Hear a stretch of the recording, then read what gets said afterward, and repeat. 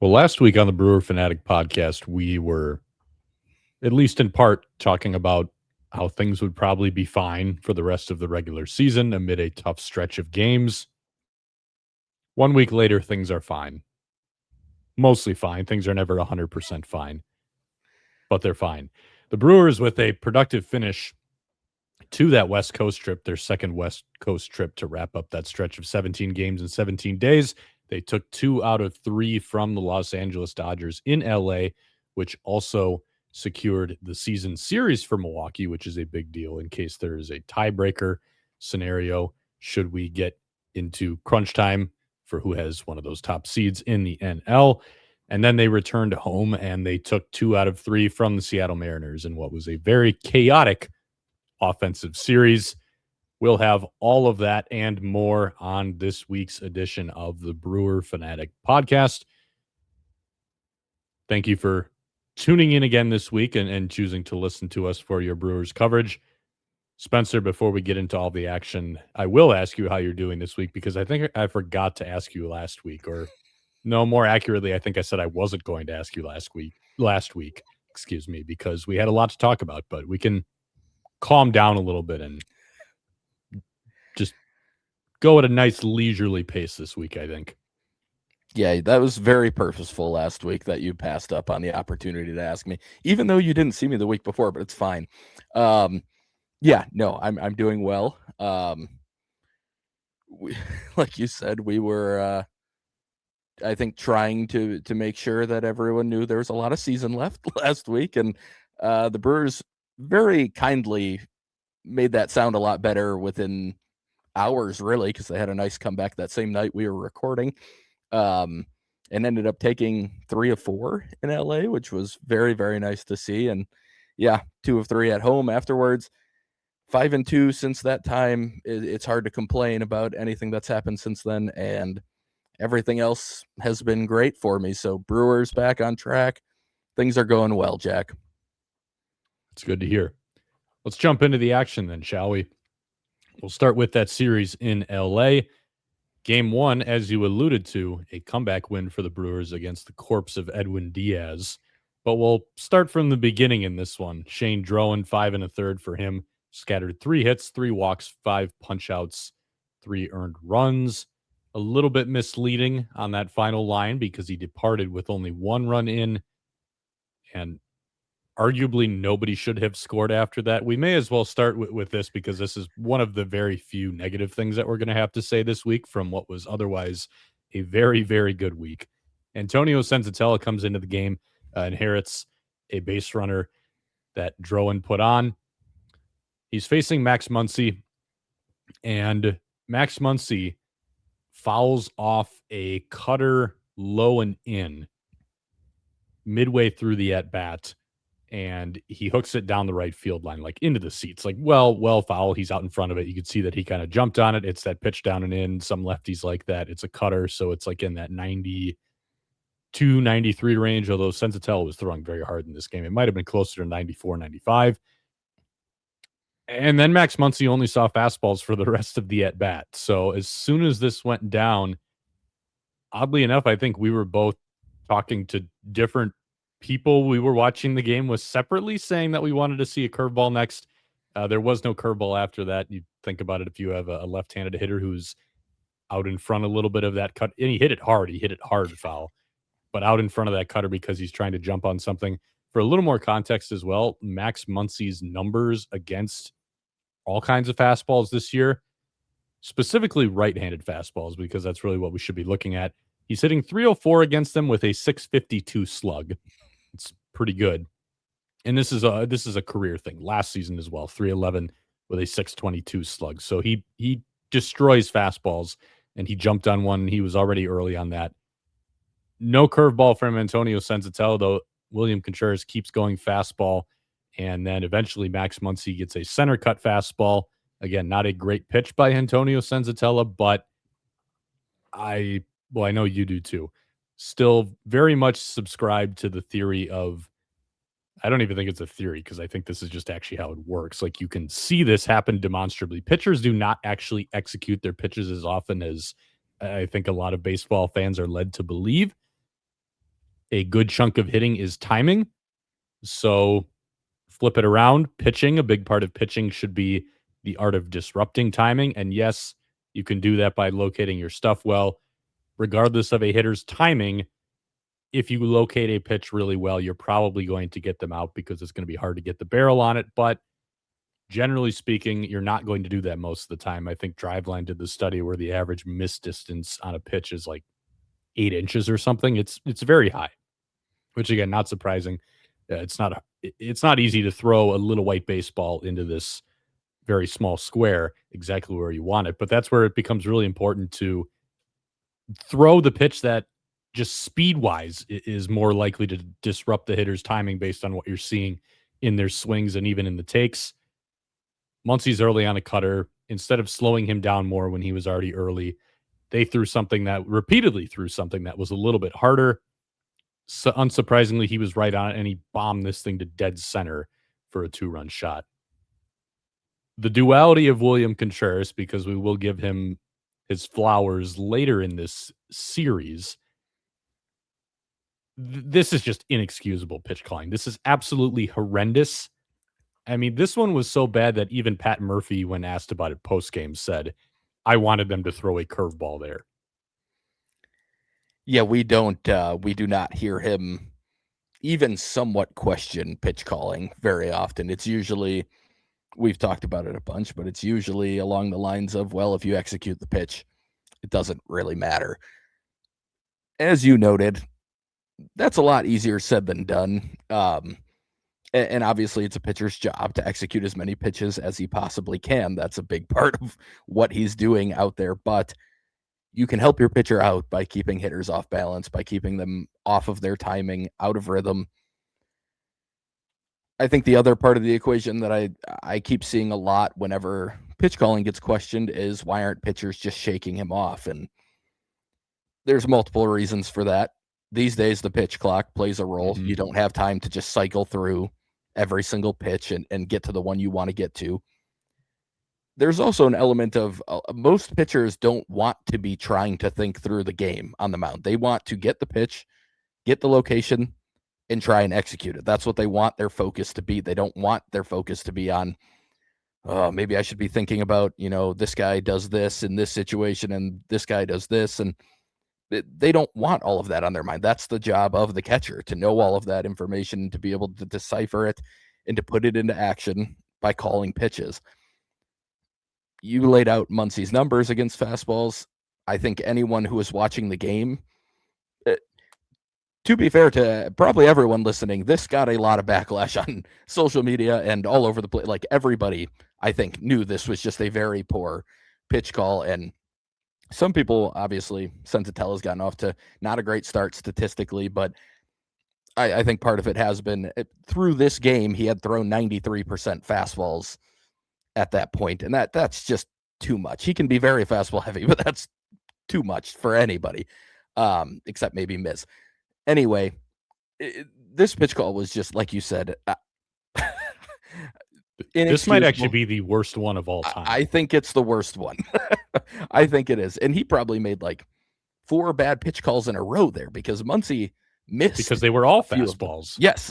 Muncy missed a few of them, the opportunities. And Senzatella, quite frankly, did execute most of them pretty well in that at-bat. And then Muncy still got to a 100-mile-per-hour fastball in the upper out. It was like up and out in the strike zone, but it was really not that bad of a pitch, but he was all over it because that was what he was looking for the entire at-bat.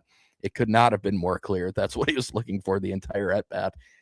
And yeah, this was probably as universally ripped on as any pitch call we've seen, and I think correctly so. Like, this one was really, really bad. And at the time, it looked like there was a pretty good chance it was going to cost the Brewers this game. Like, that was obviously, we were just trying to ease everybody a little bit after the Padres series, but they had a lead late in this game, and a 3-run homer late in the game that takes the lead. That's a tough way to lose your 4th in a row and kind of continue what was looking like a little bit of a downslide. And that one it completely came down to the pitch call. I really don't think I could put any blame on Senzatella for that home run, because I don't really know what he's supposed to do unless he is shaking off. And again, I don't think guys like to do that, and especially a new guy to the team. That's even a little bit more of a difficult spot to be in as a pitcher, where you're trying to get a rapport with your catcher, and all of a sudden you're shaking him off and doing your own thing, and like that, guys don't want to do that. So it just was a really, really bad pitch call. And as we'll talk about, and you already kind of mentioned, Edwin Diaz probably helped out, and maybe people forgot about that a little bit more after the game, but this was really bad, and it was quite frankly just that can't ever happen again in the situation like that, because it will lose you games, and it could lose you a game in a big moment later in the season. Let's fast forward to that ninth inning against Edwin Diaz. The Brewers down 4-2 going into that frame.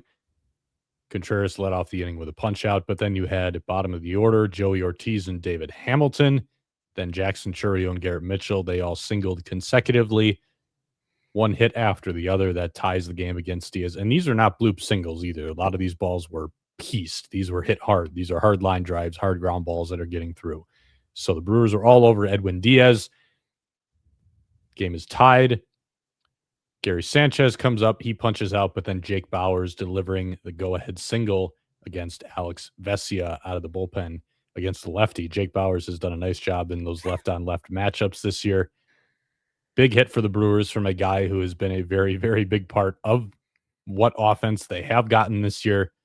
So a big moment for Jake Bauers. Then that sets it up for Trevor McGill. He gets a clean ninth inning, punches out Max Muncy. I think that was a sigh of relief for everybody as soon as that happened.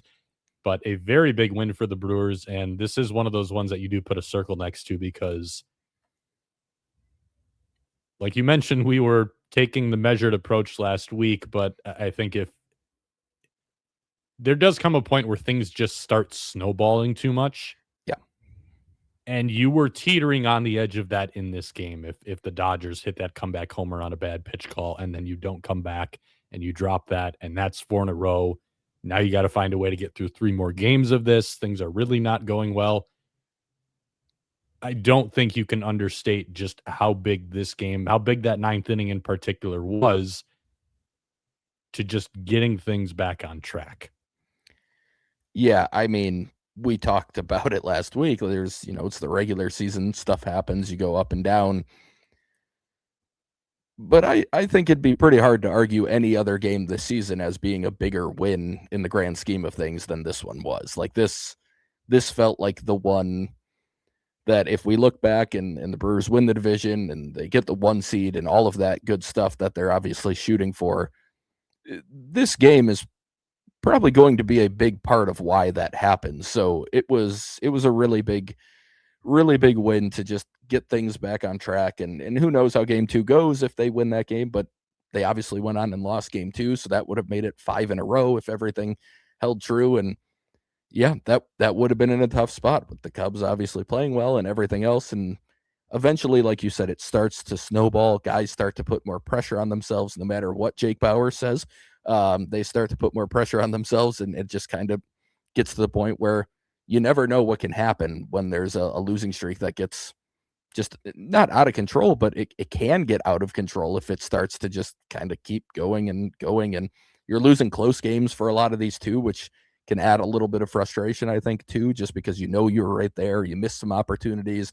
Guys start to think back on, if I would have just got this hit in this spot, we would have won that game. And now it's like, is this my fault that we're not winning, or that we're losing so many games? Like that type of stuff can take a toll on players if they let it. And the longer these streaks go on, that is the type of stuff that starts to happen more often. So cutting it off there, getting back on track, and then obviously kind of taking off from there and having a really solid week. It was a huge win. Probably, again, I can't think of a bigger one this year. As you mentioned, the Brewers would then drop game 2, their only loss of the series, 3-1. They faced Yoshinobu Yamamoto, who has been good, I think, all but one time that he's faced the Brewers. I think was that the first outing that he pitched against them where they lit him up, or was that his second start? I want to say it was the second. It was Andrew Vaughn's first game as a Brewer. I know that because he had a 3-run homer in his first at bat against Yamamoto. But I think that was the second time they had seen him overall. But since then, it's been basically nothing just about every time they've seen him. He was very good in this one as well. On the flip side, the Brewers did get a very good pitching performance from Robert Gasser. So, duality of William Contreras, also duality of Robert Gasser, where we're going to say the positive things about him first and then the not so positive things about him later. We've been very hard on him. We've talked about how even in the outings where things seem to go well, not only from a results standpoint, but even like managing contact quality and getting whiffs, we've said that even in a lot of those games, he's still not making great pitches. It's a lot of stuff that's either right down the middle or not very close. And we just had the whole conversation about how guys don't execute as often as you think. Still, I think has for the most part needed to be better than it had been in a lot of these outings. But this is one where I think you legitimately had good outcomes, good results on swings, and just well thrown pitches in this one for him. 6 1/3, 8 hits, only walked one guy, 7 punch outs. He did give up 2 homers, but only 3 runs total. I would put this one up here as one of his best outings in a while for sure, possibly even his best outing of the season. Yeah, I think it has to be up there in terms of just the process and the command of his pitches. He found the changeup as that start went along, and he threw it quite a bit to the righties, and it was performing really well for him.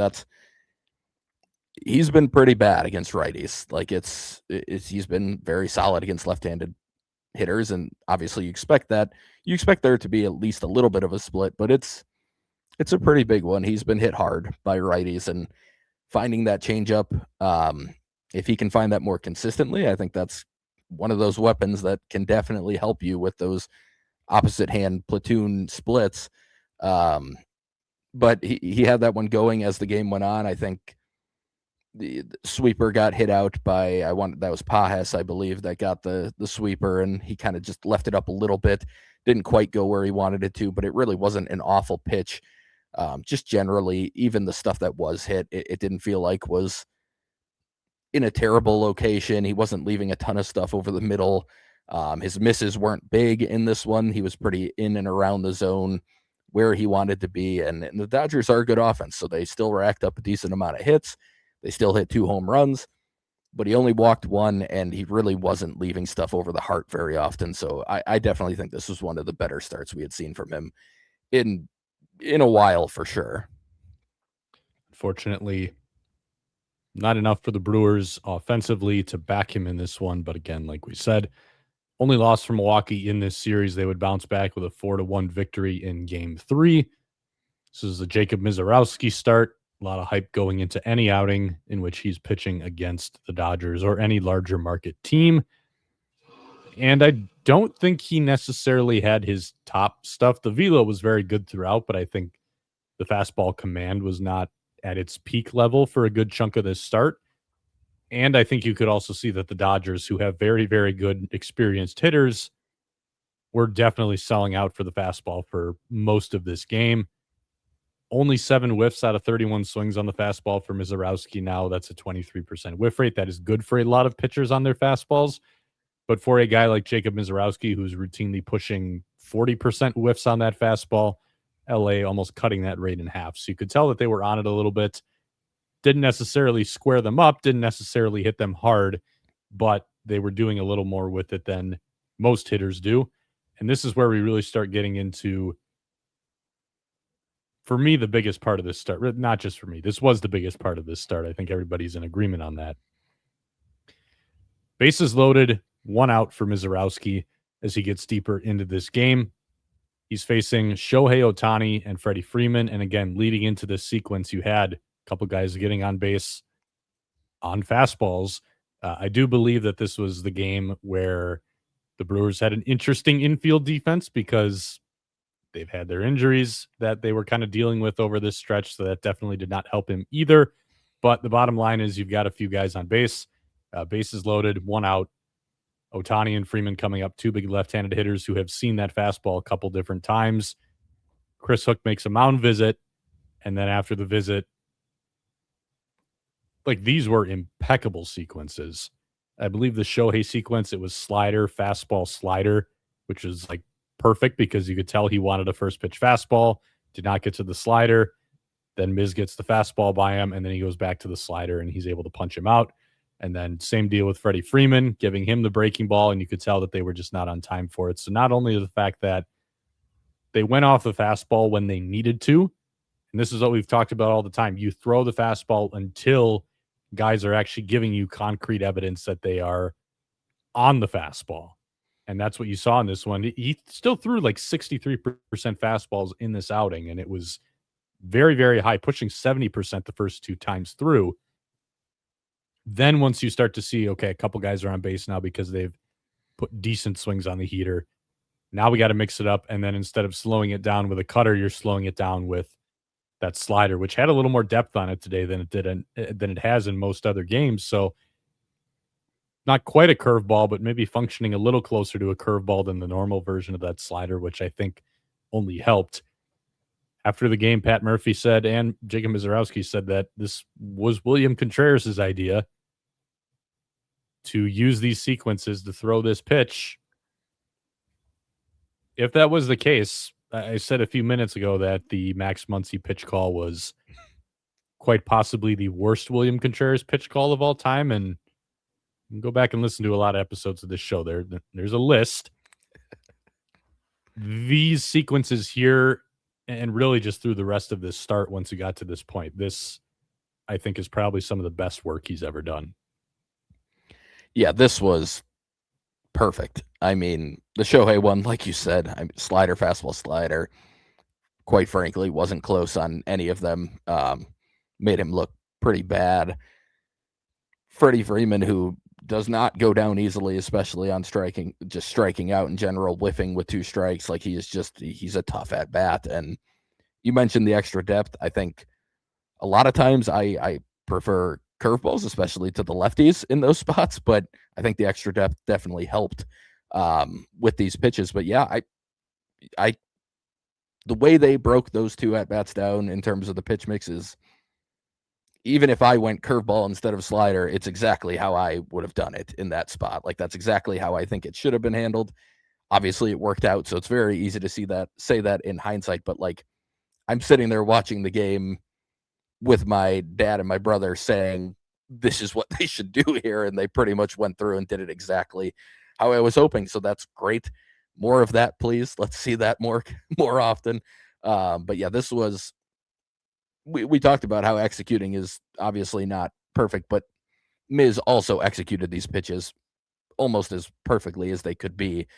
So the combination of good pitch calls and pitch execution, that's not getting beat very often, especially when it's Jacob Mizorowski's stuff that is being executed. Like that's just not, there's really no hitter in baseball who's going to be able to beat that combination. So this was a huge moment in this game, and also just a really big moment where you can see the flashes of like there can be a thought process here that can make sense, and he's capable of doing this. So that's where it gets even, where you can understand where the frustration comes from when that thought process doesn't seem to be being executed or being put into place during the course of a game. But yeah, you have to give William and Miz a ton of credit for this, because it couldn't have been much better than it was. Final line for Mizorowski: 6 innings, 5 hits, a walk, 6 punch outs, only 1 earned run. The 6 strikeouts, definitely lower than we're used to seeing from him. But I think this is not only an important outing, but an important inning there where he was able to get out of it in the way that he did by mixing it up. Because if there is a time where you are going to start to wonder, hey, maybe some teams will start getting to the fastball, it would be in the playoffs. He's going to be facing very good offenses in the playoffs. The book is out on him. Again, I don't know that everybody knows he's going to throw fastballs. He even said before this game, when I face Shohei Ohtani, I'm going to throw him fastballs, and we're going to see if he hits them. Even if guys know it's coming, because they pretty much all do, that doesn't mean they're going to hit it. Most of the time they still don't. But if he's going up against a lineup like this Dodgers lineup, maybe there is going to be a team that doesn't necessarily hit it, but they're at least spoiling it enough, and they're putting more of them in play, and they're doing some things.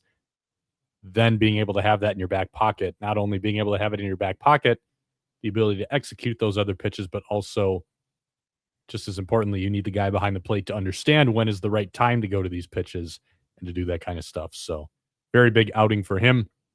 Offensively, The Brewers benefiting from home runs by William Contreras, and then Joey Ortiz continuing his hot month plus, I should say. It started in July, continuing to perform well during this week. Antonio Sensatella gets a bounce back outing, a clean seventh inning. He threw the ball very well, I thought, in his follow-up outings after that Max Muncy incident. And then Aaron Ashby, who is also throwing the ball extremely well since his 5-run blow-up in San Francisco, a 2-inning save. Struck out 2, worked around a Ornelas error at second base in the 9th that brought the tying run to the plate. Didn't matter. He punched out Alex Call. So sigh of relief there at the end. We should mention Aaron Ashby, the reason he's getting this 2-inning save. Number one, it's a day off for Trevor McGill.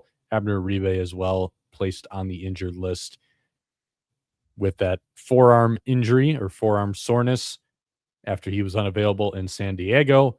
So he was down for this series. We'll get to it a little bit later in the injury updates, but he did already, or at least was already scheduled to throw a bullpen session. He's seemingly on track for a minimum stint, but that's why you got a little more length out of Ashby. Bullpen was very good this week, even as the Brewers remained a little bit short down there, but big win in game 3, and then a little bit more breathing room late in game 4 as the Brewers would kind of pull ahead from the Dodgers. Big storyline in this one is it was Logan Henderson against Tarek Skubal. That was your pitching matchup. And this is coming just a few weeks after the Brewers reportedly made Logan Henderson untouchable in those Tarek Skubal trade talks. Detroit, it seems, wanted pitching back in the package, and even though the Brewers reportedly sent in something headlined by Luis Pena that a lot of evaluators believed was better than what the Dodgers offered, Detroit took the package that had 2 pitchers. Milwaukee held on to Logan Henderson, and part of the argument there is obviously Tarek Skubal is better than Logan Henderson. I don't think anybody is going to try to dispute that, and anybody who's arguing otherwise is off base. Yes. But if you take those 2 pitchers and you just take a random sample of what the maximum number of starts that Skubal is going to make if you get a full playoff run is what? Somewhere in that 12 to 15 range. Yep. It's not a lot. If you shrink it down to 12 starts worth or something in that range, could Logan Henderson and Tarek Skubal have very similar outcomes in a 12 or so start span? Yes, they could. And then you add in the fact that Logan Henderson also has 5 more years of control beyond this season. So I think you can understand the thought process there.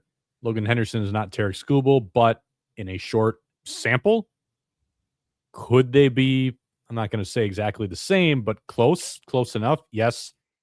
Within a single game, could Logan Henderson give you a Tarek Skubal comparable outing? Yes.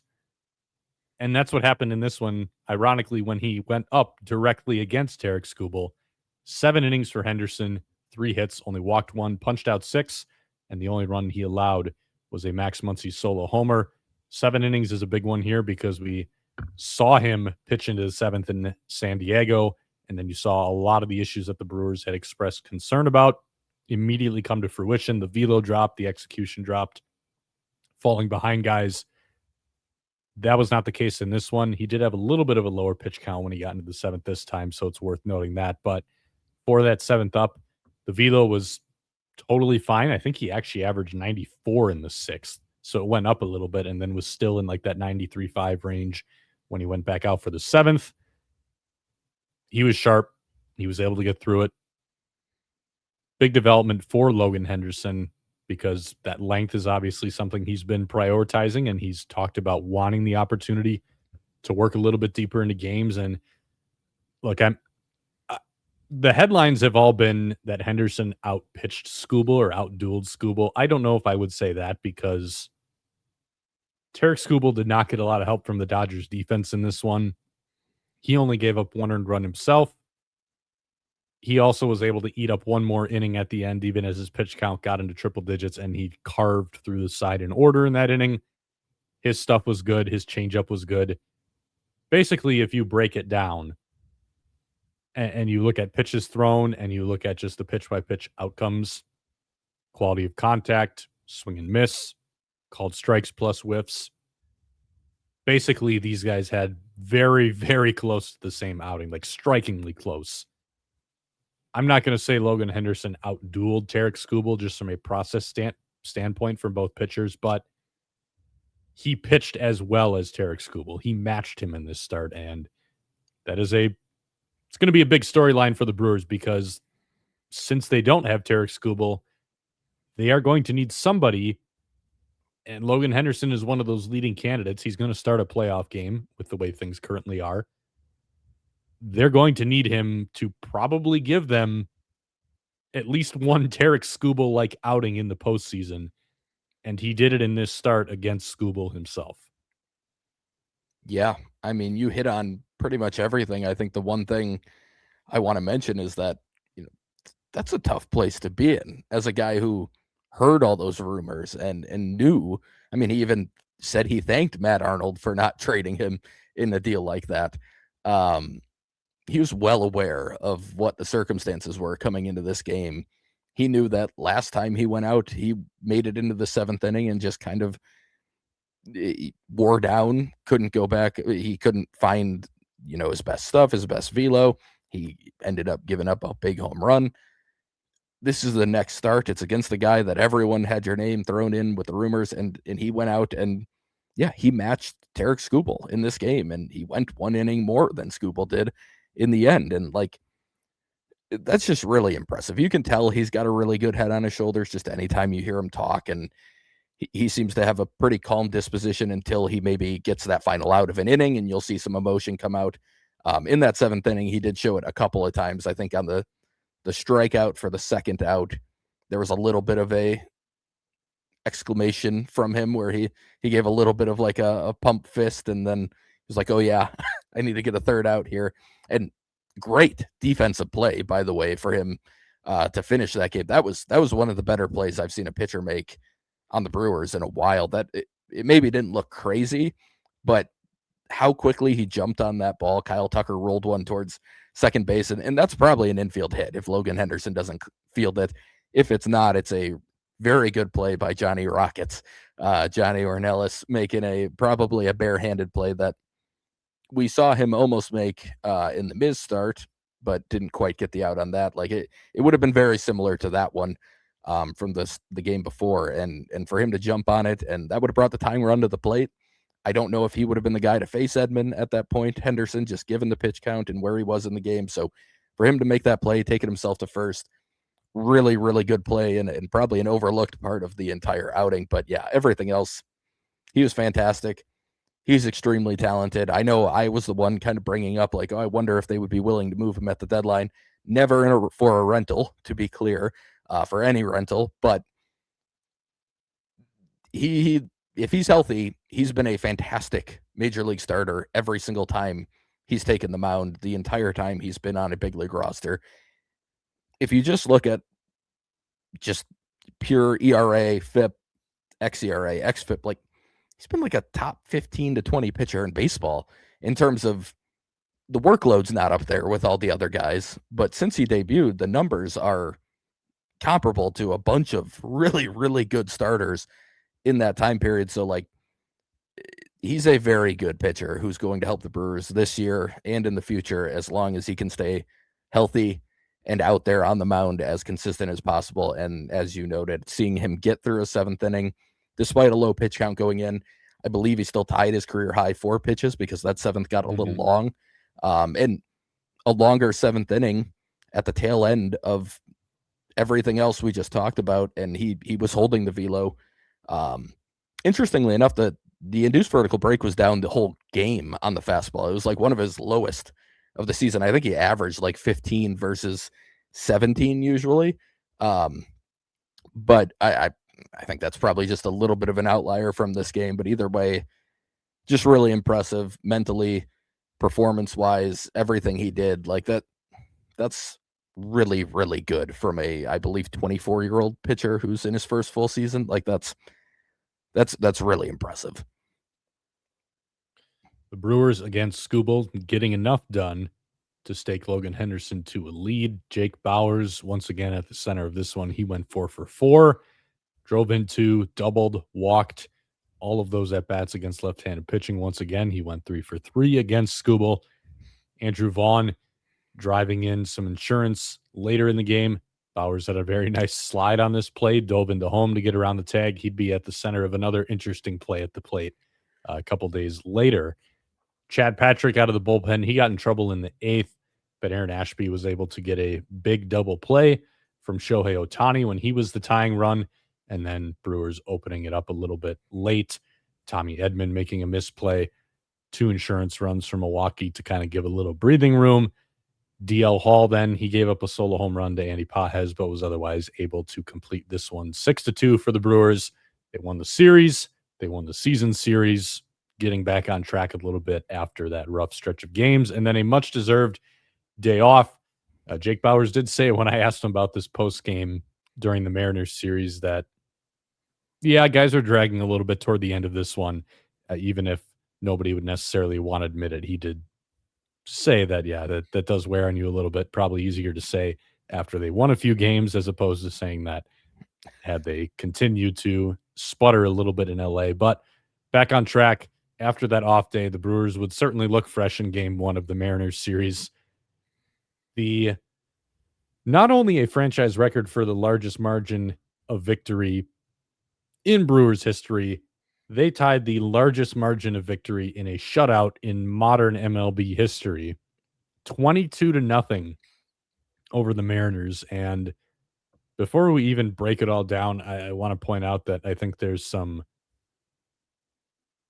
fun symmetry in Gary Sanchez having to close out one of the Padres games where they got run ruled, and then exactly 1 week later, he is closing out a 22-0 win on the mound. We'll come back to that in a little bit, but to break down how we got there, this one was actually very close after 4 1/3 innings. Or 4.5 innings, excuse me. The only run that the Brewers had came in the first inning up to that point, and it was, like I said, on that Jake Bowers play at the plate. Basically, the way this goes down, 2 outs, shallow single to left by William Contreras. Matt Erickson with an aggressive send of Jake Bowers around third base, and Matt Erickson has basically not missed with any decision at third base this year. It's been very impressive, actually.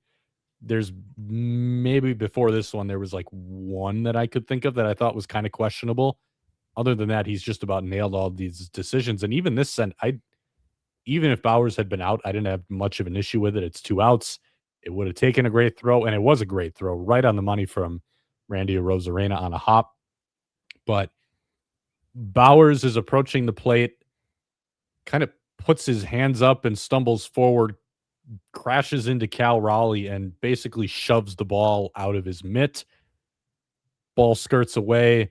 Bowers is kind of sprawled out on the ground. He gets back up. Christian Yelich noticed that he hadn't touched the plate yet, so he's screaming at Bowers to go back and touch the plate. Bowers dives in again, barely gets a hand in there as Raleigh dives in. He's safe before Raleigh's able to make the tag. Chaotic play. Bowers said post-game that he didn't realize until after he saw the replay that it didn't look great on his part. He said that to him, this was basically, as it was unfolding, it felt like the same play in LA a couple days before where he made that dive into home plate. He said, it was a later dive this time, and this time the throw basically took Cal right into where I was going to dive.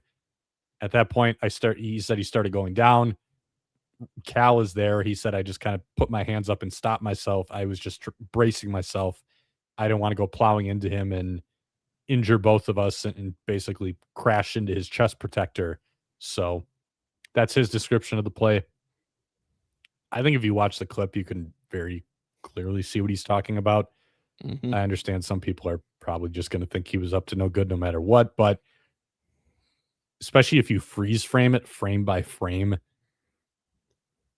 he should have started diving earlier, but you can see him start to go down and then kind of stiffen up a little bit when he realizes that that's where the play is headed. So I don't think there was any malicious intent there.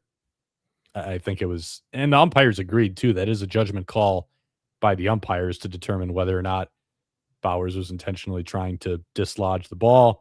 They ruled that he did not. So there's probably Seattle fans that are still upset about that, but that's the context of the way it unfolded. We'll make the score 21-0 for the Seattle fans who are still upset about it.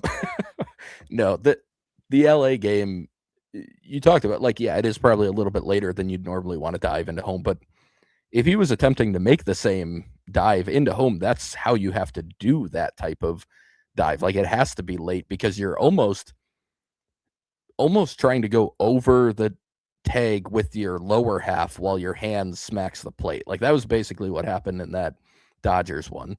He went to the outside, but he also like was airborne trying to get his hand on the plate before the catcher could, because they're going to swipe on the ground usually.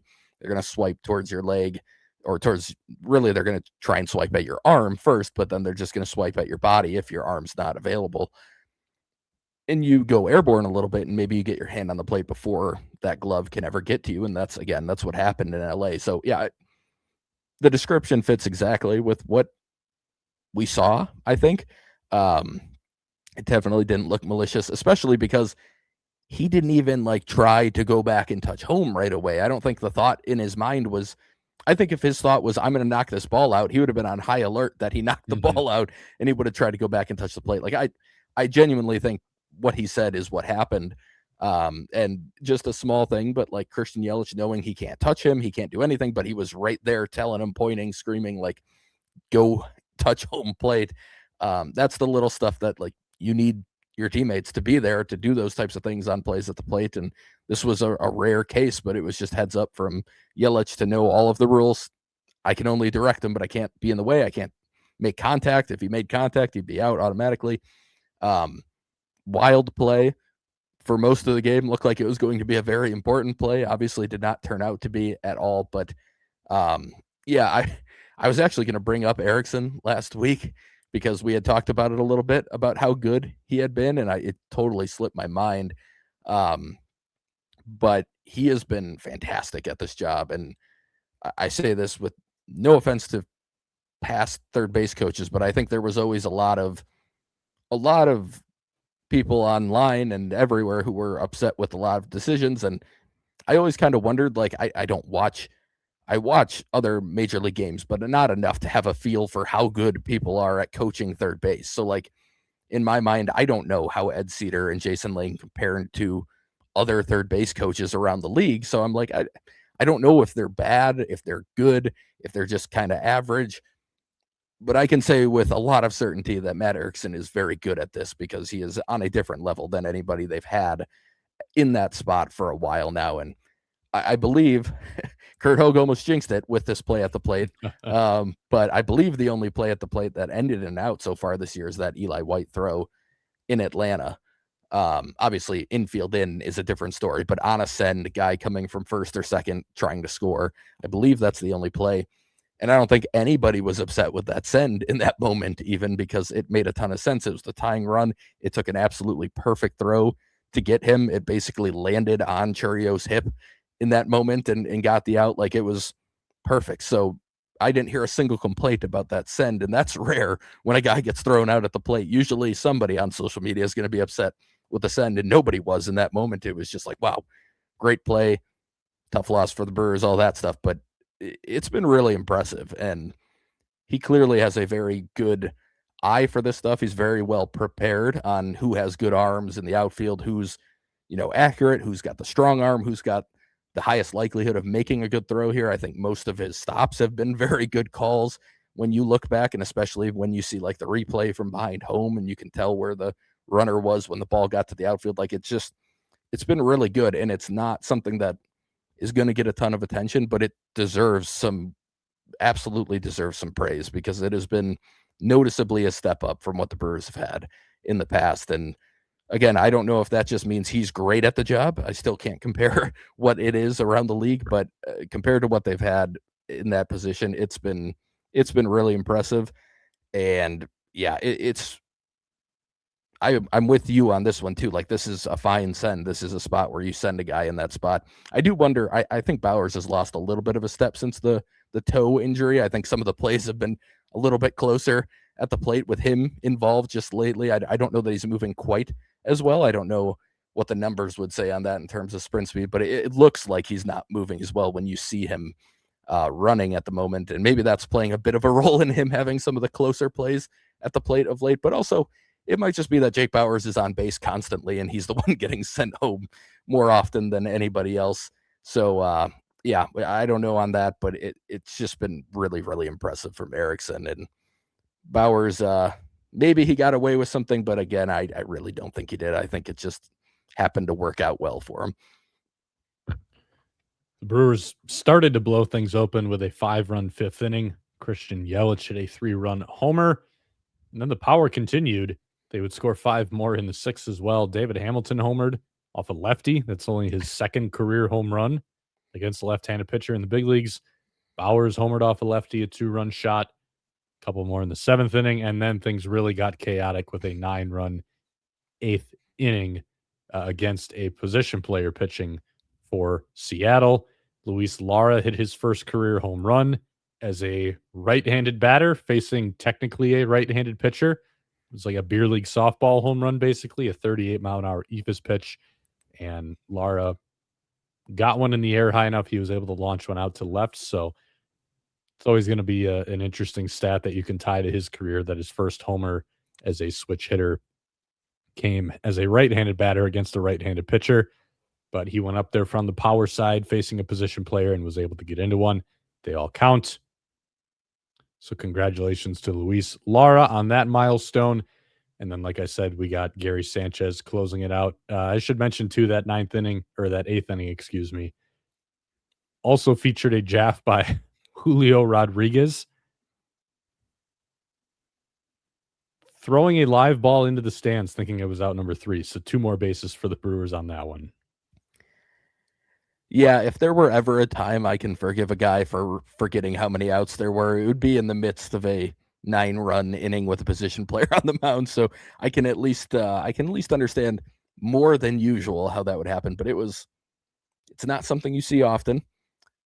You could see Yelich even trying to fight back a laugh when he realized what happened after hitting the sac fly. He rounded first and was just looking out and kind of trying to hold back a smile, like, okay, we don't want to show him up here. But there were a couple moments like that in this game, actually. I noticed when Josh Naylor just straight dropped that ball at first base, the whole dugout kind of trying to go like hold back a smile, not to show him up, but that the Mariners played some very bad baseball in this game. The Brewers obviously did a ton of really good stuff, but the Mariners certainly did their part to make it worse for themselves with 4 errors in the end, I believe.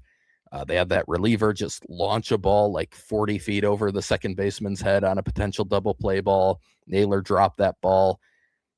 Then you've got J-Rod tossing a ball into the bleachers with 2 outs. It was a tough showing from them, and we'll talk about game 2 in a second. Impressive bounce back from them after that, because that had to have been a pretty big low point for them in the season.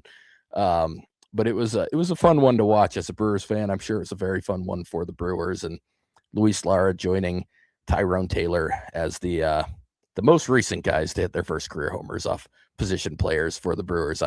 I was trying to think back, and I know Taylor did it against the Tigers. I couldn't remember anyone else doing it, but I know he's got good company with Tyrone Taylor. Before we jump into game 2, we are going to talk about the slightly more concerning aspect of what was otherwise a very good game for the Brewers. Kyle Harrison threw 5 shutout, but this was the second straight start where he was mainly in that 92 to 93 range for a lot of this outing. The fastball whiffs really did not show up until second time through the order.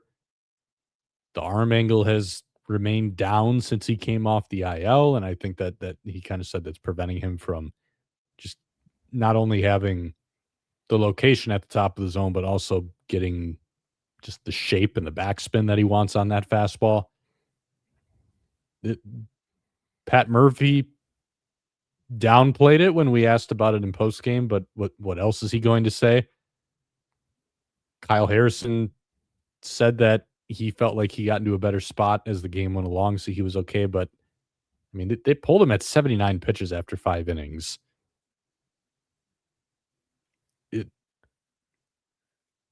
I also thought he just did not look good for most of this game. Like, the locations were weird. Like I said, the velo was down. Probably one of the weirder starts of the year because it was a very good line any way you slice it, but I thought he looked bad for most of this start, and he was just facing a lineup that's not very good. We got a question from Older Potato on Twitter about this saying, is there anything anything that you would do regarding Kyle Harrison, his velo and slot are both down? Could he be a rest candidate? Or are we too close to the postseason to build him back up in time? I do think that's where it gets a little tricky right now because I think in a perfect world, the Brewers would like to see him build back up. And if there's nothing wrong, do you just try to see if he can gut through this and he looks a little better by the time the playoffs roll around? Maybe that's the way to handle it. This is concerning, though, because this is even in his first outing back where he pitched really well against Pittsburgh. The velo was only down like half a tick in that one, so I don't think anybody really said anything because it's all first start back. Not really down like half a tick. I'm just not going to get concerned about. That's probably nothing. But then 2 starts in a row after that where it's not really close, and you're seeing, at least in portions of these starts, just different looking swings on the fastball compared to what you're used to. This is one to, not going to say alarm bells yet, but if this continues, it should probably have a ripple effect on how the Brewers line up their playoff pitching, because as good as Kyle Harrison's good fastball is and as good as he has been for almost the entire season, when you do have the fastball heavy guys who don't really have much in the way of secondaries, the slurve has obviously been fine. Not fine. It's been very good, but I think that's mainly a product of it playing off his fastball more than that pitch being super good. The kick change is amazing shape on its own, but he can't throw it competitively. So for all intents and purposes, 2-pitch guy. If he loses the good fastball, I think it would probably fall apart very quickly against good teams. And I mean, really, we saw that when he faced even a decent team in the Padres. So yeah, this is something to watch. Again, if he's technically not hurt, I can understand why maybe you would just want to let's just find a way to work through this and maybe get it back to form. But yeah, this is very much something to monitor because I do think it could have a ripple effect on how you line up your playoff pitching. Like, would I give this version of Kyle Harrison a postseason start? I don't know. Maybe you put him in the pen and you pair him with somebody, but I have a hard time trusting him for a full-blown playoff start if it's this version that's throwing 92, can touch 95, but is mainly 92. The whiffs aren't quite there on the fastball. It can get hairy pretty quickly. Yeah, I think this version at best is your 4th starter, which you're probably going to need this year in most series, just given how rest days are going to line up for the NL this year. I think you're probably going to need 4 starters or a bullpen game maybe, but it is concerning. I don't think there's any way around that. It's not ideal at all. 2 of the 3 starts have had very solid results, very good results even. Obviously, the one in San Diego went very, very poorly. But in terms of the stuff like this fastball, it goes from, as you kind of talked about, it goes from one of the better fastballs in baseball to pretty hittable. Not really all that great of a pitch. I mean, it's not awful, but it's a pretty quick downturn from great, elite almost, especially when he's sitting mid-90s with it, to it's going to get hit by good teams. And especially because he lacks some of the other weapons to kind of keep them off of the fastball. If it's not working the same, it gets concerning pretty quickly. I think in my eyes, if he's not hurt, the best way is to keep him pitching in the rotation. Obviously, right now, the results have still been fine in 2 of the 3. If they're going to be mostly fine the rest of the year, it's not like he's very likely to crush you just by being out there making starts versus some of the other options. Like I'm still taking this version of Kyle Harrison over Brandon Sproat coming back up and making starts at the moment. And I also think finding it in game against batters is probably the most likely place it's going to happen, because we talked about it at the time. He's talked about it a bunch. Chris Hook has talked about it a bunch. This arm slot change was not intentional. It just kind of happened because of some of the other mechanical changes they were working on, and it became his natural slot this year. The time off, the dealing with the injury, it wouldn't shock me if just over the time he keeps getting reps on the mound, he keeps getting comfortable again, it just kind of falls back into place, and he starts to refine that rhythm he was in, refine the mechanics that he was showing throughout the course of the season, and maybe it just kind of naturally goes back to where it has been. I think the most likely scenario for that happening is just by pitching, being in games, and going out there and making consistent starts. So for now, I think that's what I would do. I would stick with that, see where it falls, see how we're trending, and once you get into September, and then in a few weeks, if there's a few weeks left in the season and you're starting to worry about it, maybe you do test him in a pen roll or with an opener of some sort or something like that, just to kind of see what different roles might be available to him in the bull or in the playoffs. But for now, I would definitely have him continue making starts, see if it just kind of clicks again, because it feels like that's what this is. If there's no health issue, it's just something hasn't quite clicked since he came back, since he I feel like, if I remember correctly, the last start before the IL, the slot had dropped a little bit too. So there were some questions about whether it was connected to the injury, and it very well could be or could have been.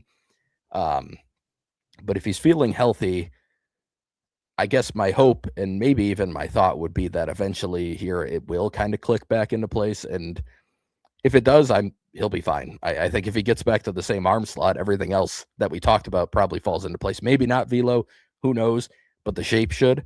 If the arm slot goes back up, I think the shape goes back to where we've seen it. And even if he's 92, 94 with that, I think that's still better than the alternative and still can play just fine. Obviously, you'd prefer mid 90s, but I think 92, 94 with the good shape will be fine if he gets to that. So more than anything, the shape is what I'm looking at. If the velo comes with it, that would be most ideal. That's where you're going to get the version we saw that was dominant for a big chunk of the first half. But it's concerning. If it doesn't show up, it's going to be hard to trust him to make. You certainly can't view him as your second best playoff starter if that's where he's at. I mean, that's out of the question at that point. And I think top three starts to become a question too. Again, I think fourth is where I would start to have a debate with a lot of guys, but he'd probably still be at the top. But does that mean he's a good playoff starter? Not necessarily. It just might mean he's the best option. So yeah, it's something we're going to have to track. I'm sure we'll just keep talking about it until we see what changes over the course of the rest of the season. So in 2024, Kyle Harrison, this is when his slot was at its lowest, and the four-seamer averaged 92.6. That season, his four-seam fastball still held opponents to 429 batting average, 328 weighted on base, 23% whiff. It's just basically it's a very average four-seam fastball is pretty much what you're looking at there. So that's fine. Now, you are still going back to that is a season where overall he was not super effective. And that's where you really get into the issue being not just the fastball, but the fact that it's such a limited arsenal overall. Yeah. So it's not a bad fastball if it's where it's been the last couple outings, but if it goes from elite fastball to okay fastball, and that's now one of the only pitches he has, then it gets harder to tunnel the slurve off of that. Guys see that earlier, and they put better swings on that. That's what the biggest difference was for him a couple of years ago. The slurve got hit relatively hard a couple of years ago. It was a 452 slug in 2024. So that's, I think, where you're really going to start to see the ripple effect a little bit more. It's not so much that the fastball becomes bad, but a good pitch goes from good to okay, and then there's not a whole lot else to really make up for that to sustain the kind of performance that he's had for most of the year. Yeah, agreed. Let's move on to the rest of the Seattle series, though, because mainly good things to talk about. A couple things here and there. The Brewers would lose game 2, 7-5. It was high scoring affair in every game of this 3-game set. Dustin May got the start in this one and just did not have it. He allowed 7 earned runs in 2 innings, threw over 70 pitches, did not get hit hard, to be clear. A lot of bloop singles, a lot of hits off the end of the bat, a couple of jam shots, but he was also behind in counts a lot. There were free bases in this one. I got to be honest, I was a little surprised to hear him in postgame basically say that he thought his command was fine and that it was just getting unlucky. It's a little disappointing to hear from a veteran guy, I guess, because there have been some weird post games this year where guys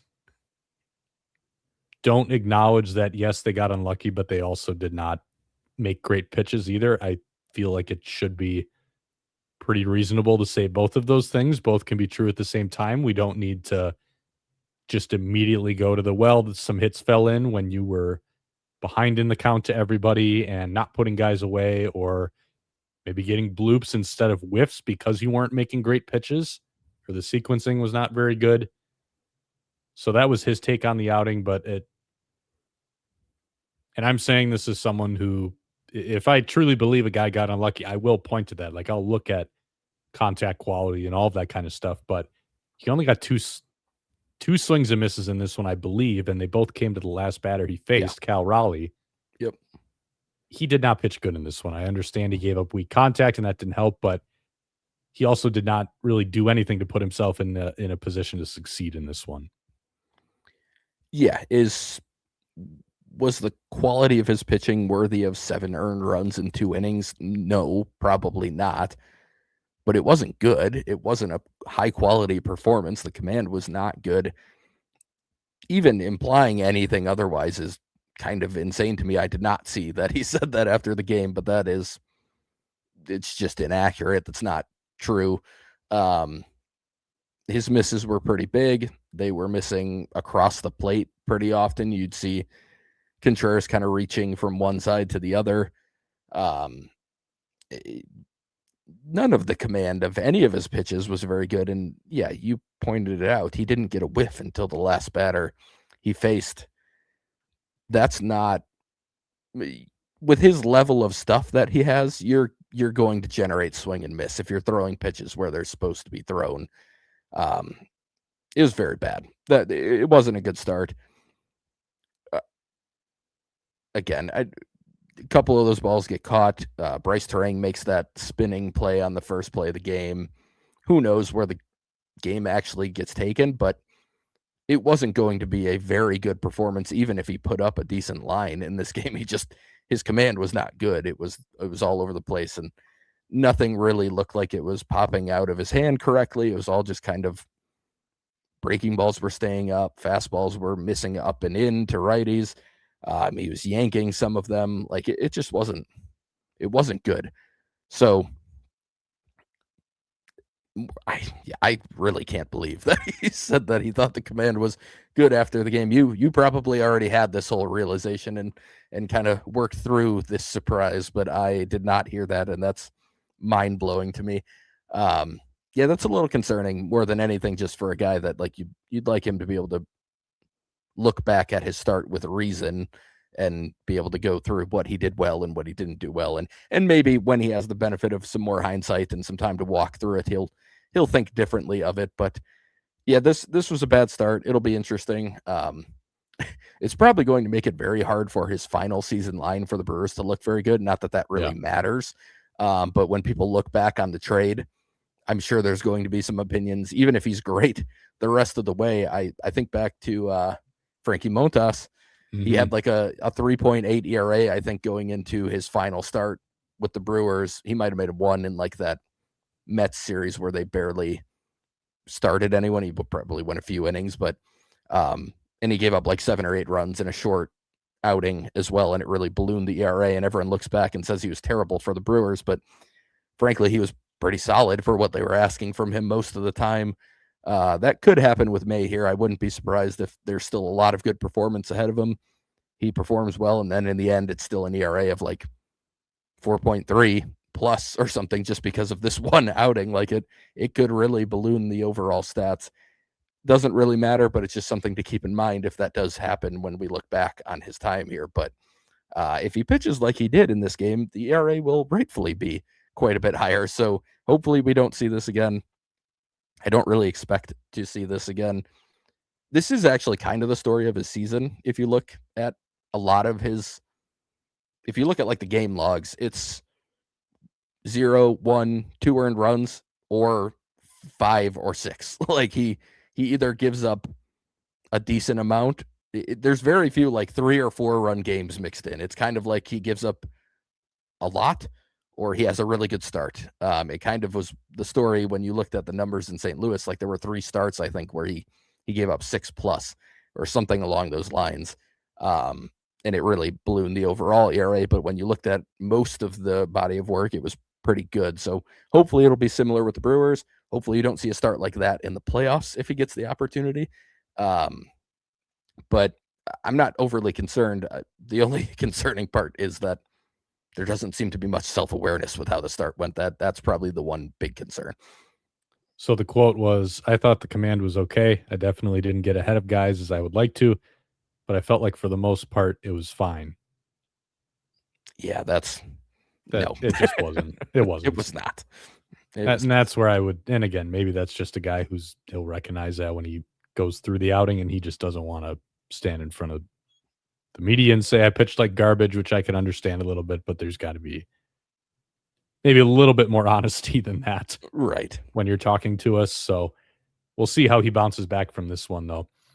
The Brewers did make it a close ball game, though. They battled back in this one. Joey Ortiz stayed hot with a 2-run homer. Actually, he drove in the first 4 runs. 2-run homer, sac fly, and then an RBI single.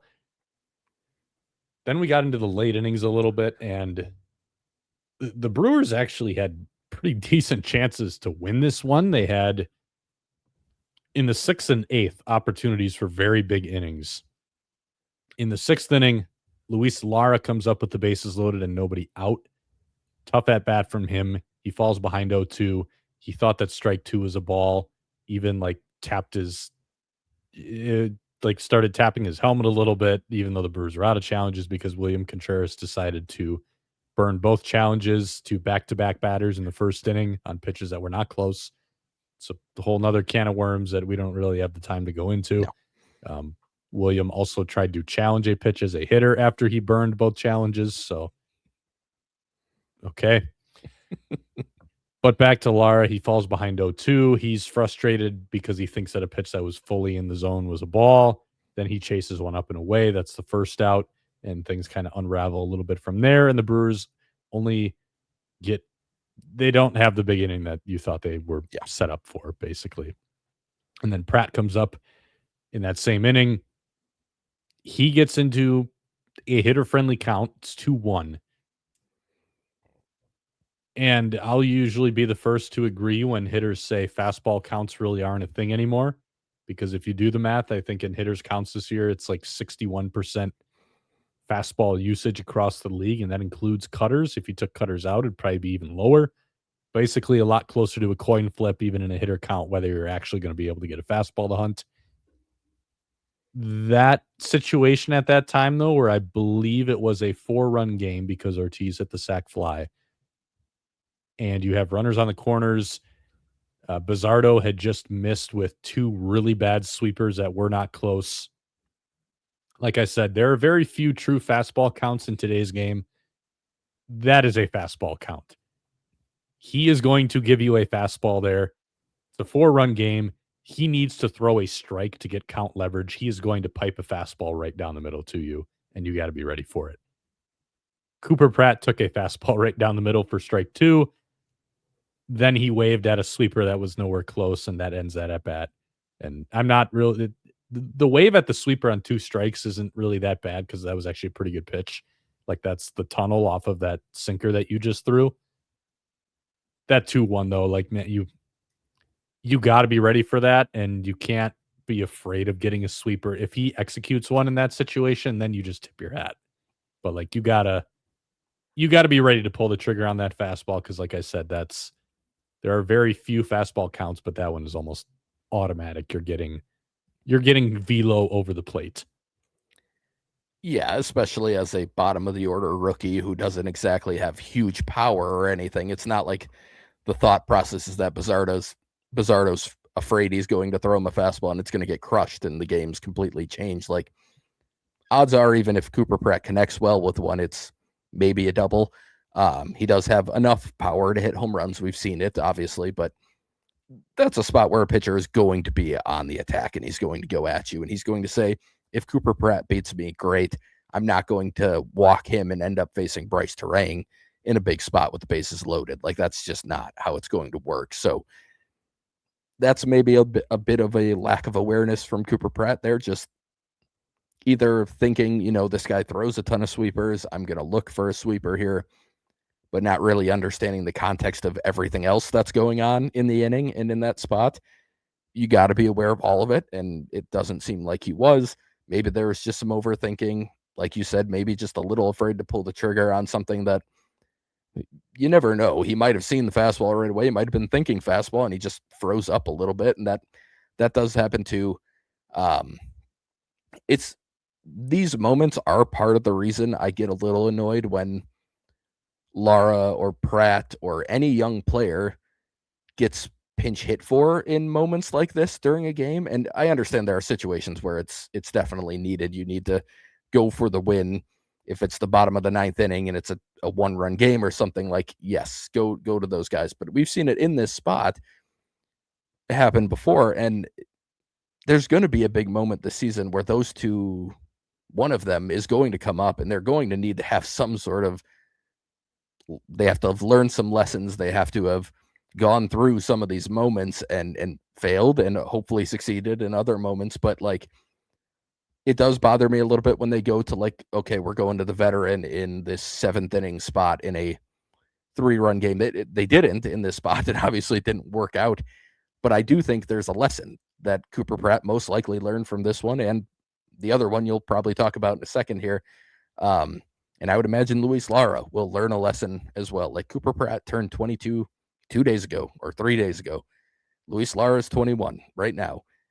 They're very, very young. They are inexperienced big leaguers. They are inexperienced professional baseball players still. They are very young players. Cooper Pratt was drafted 3 years and a month ago, basically, out of high school. Like, that's how quickly this all came together for him, and he's in the big leagues. And it was a very bad at bat. It was very, very bad. It was about as bad as you could possibly have in that moment. But I'm sure he's going to take some stuff away from that. We might see it again. We might see it multiple times again throughout the season, but these guys do have to go through these moments and learn from them and take something from them. And if they don't do that, then it's a problem. But if they are taking something from it and it maybe costs the Brewers a game against the Mariners in August, I think that's still an okay thing in the long haul. I think, again, you have to have a big picture outlook on some of these things. And this isn't even talking about their full careers. I am just talking about this season. Like, they could come up in a big spot, and they have to have learned the lessons of how to perform in that moment, how to handle emotions in that moment. Like you talked about with Lara, he got a pitch that was very clearly in the zone. It absolutely was in his head when he swung at a pitch that was way up at his neck on the next pitch. Like, there's no doubt about it. He was spiraling mentally in that moment. But if he never got that opportunity and he came up in a big spot in the playoffs, he's going to spiral mentally in that moment. So they have to go through this. It's part of every level of baseball. Young college players have to go through moments like that where they learn how to handle themselves in those spots. And it's usually not going to be perfect from the start. I think Dom Catronio tweeted out that, like, Jackson Churio was 4 for 40 or something off the top of my head, and with the runners in scoring position to start his career. Like, it's part of the process. And we talk about some randomness involved with, clutch hitting and everything, but for young players in particular, I do think there's an element of, like, a lot of them mentally just are in a different place when there's a runner in scoring position, when there's a big moment.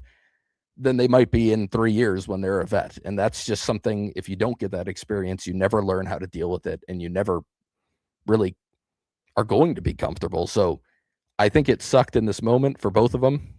As long as they took something from it, as long as there was a conversation had, or maybe there didn't even need to be a conversation had, but they learned from it in whatever way they chose to, it'll be fine. They may have lost this game because of it, but it is an important part of the process. But again, we can get to the other one because there was another bad at bat from Pratt in a big moment. I think the second at bat was the opposite, where he Yeah. made the adjustment in the wrong direction in response to that last at bat, because he came up in a big spot again with runners on the corners and nobody out in the eighth. And once again, it's a 2-0 count because Sir Anthony Dominguez, he misses first on a breaking ball in the dirt, then on a four-seamer that he yanks. It's nowhere close. 2-0 count. Cooper Pratt does get the fastball again, but this is a sinker that's bearing in on his hands.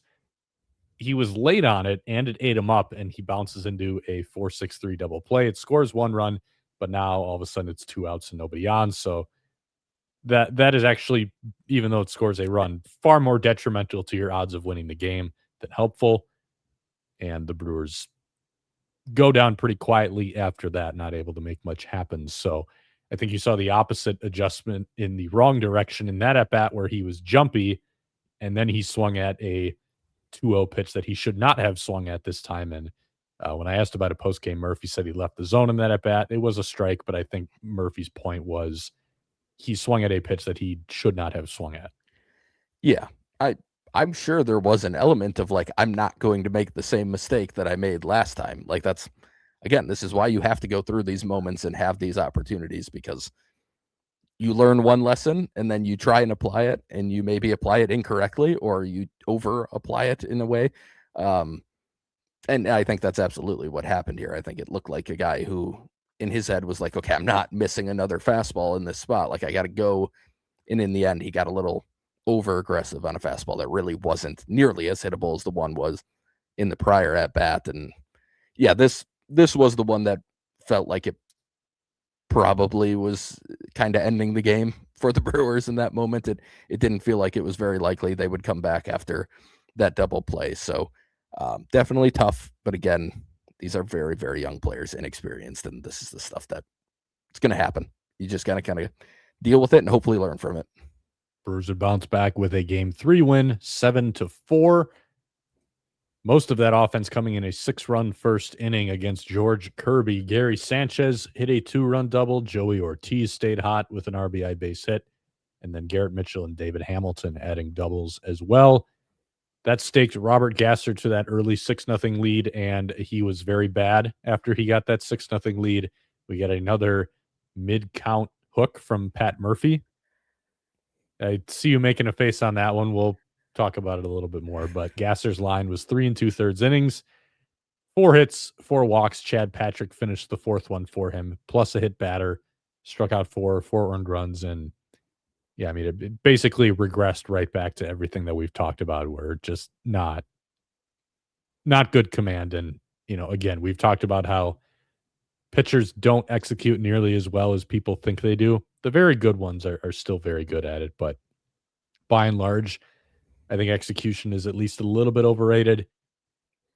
But when you're having a lot of outings like Robert Gasser, where it's either right down the middle or nowhere close, it's going to be hard to cut it when you're doing that. And he was doing that again in this one, whether it was falling behind early or walking the leadoff man in multiple innings or getting ahead. He had a couple at bats where he got ahead 0-2 and then just planted one right down the middle on 0-2. So you just can't do this if you're a big league starter. And it clearly got Pat Murphy feeling a little bit emotional. He kind of admitted post game that it was a bit of an emotional hook.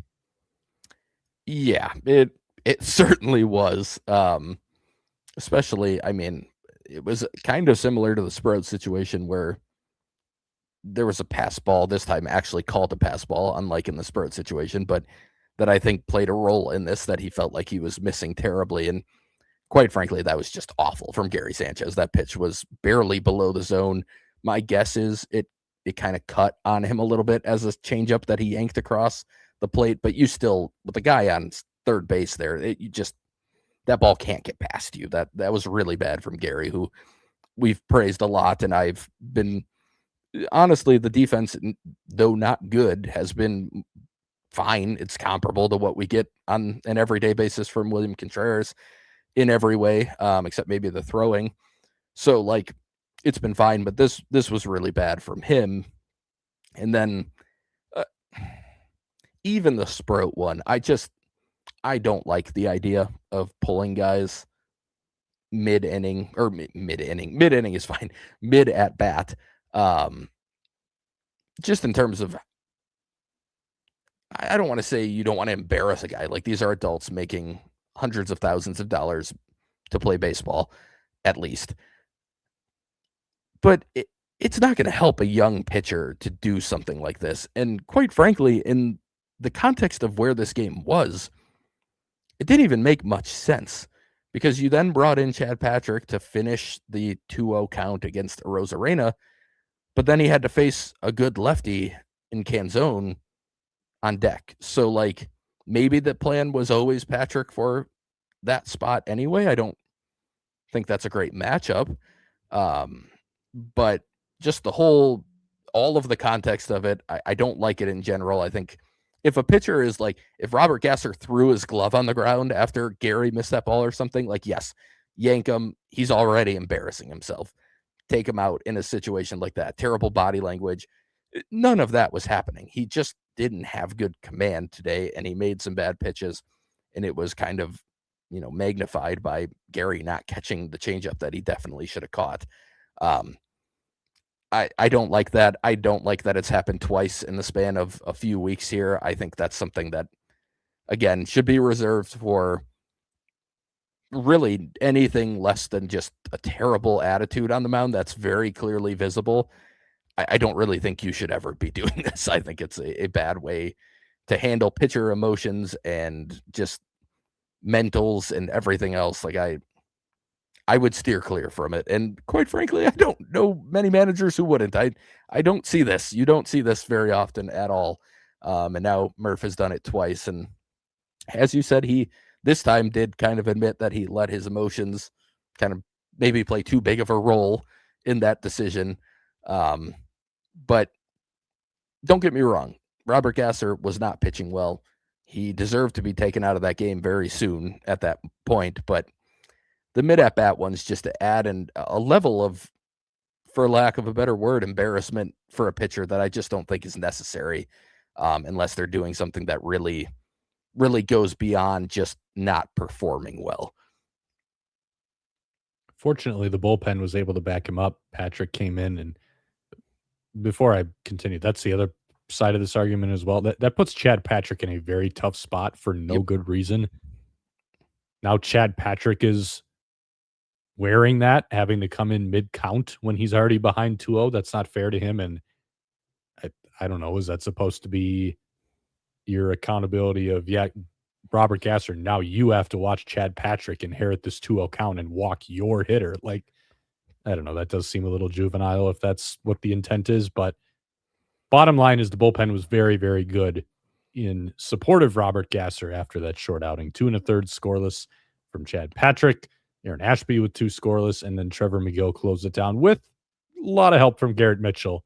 That was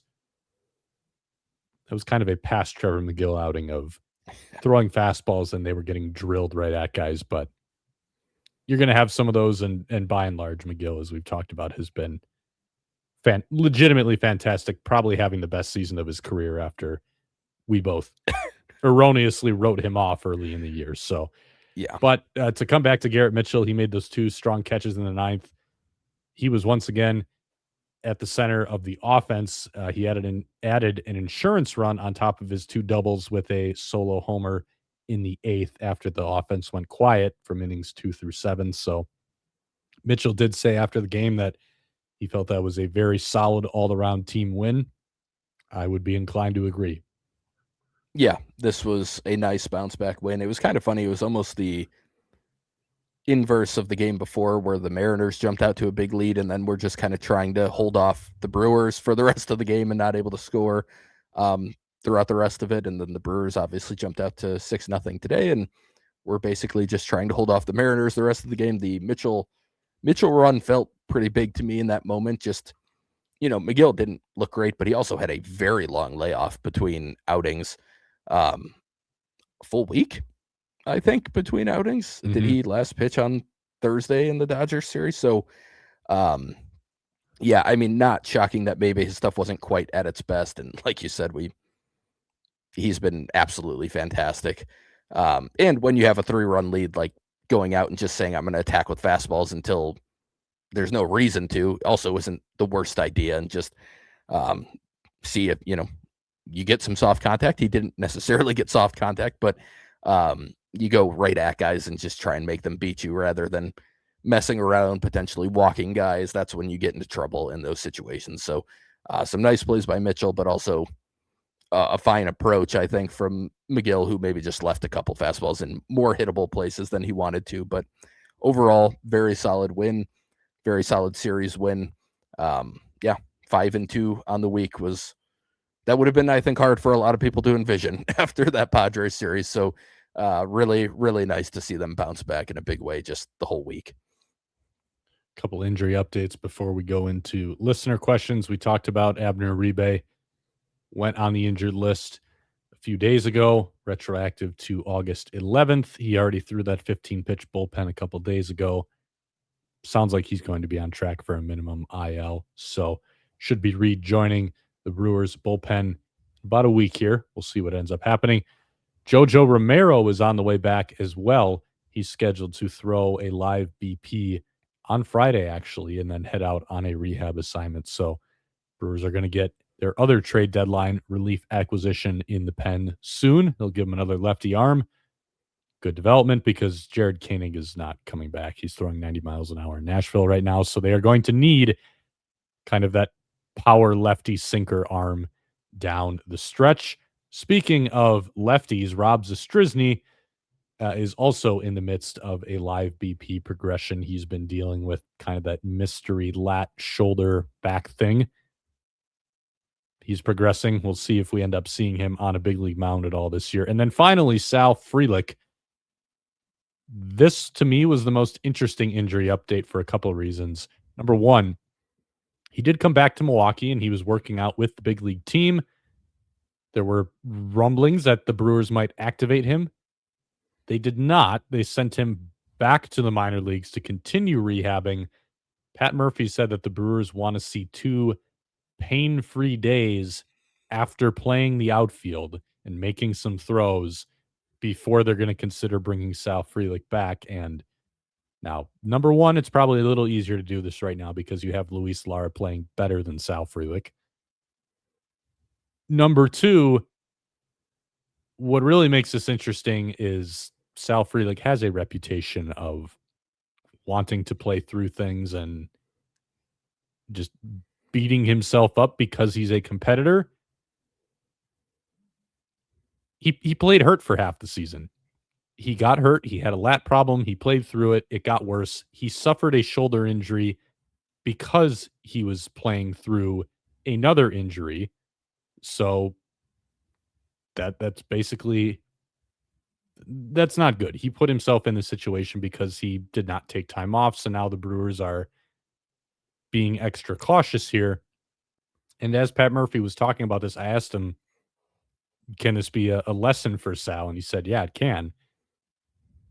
And then interestingly, he also said that he thinks there's a little bit of a culture in the Brewers clubhouse of not telling trainers about the full extent of their injuries, which, without going into a big spiel about that, that's alarming.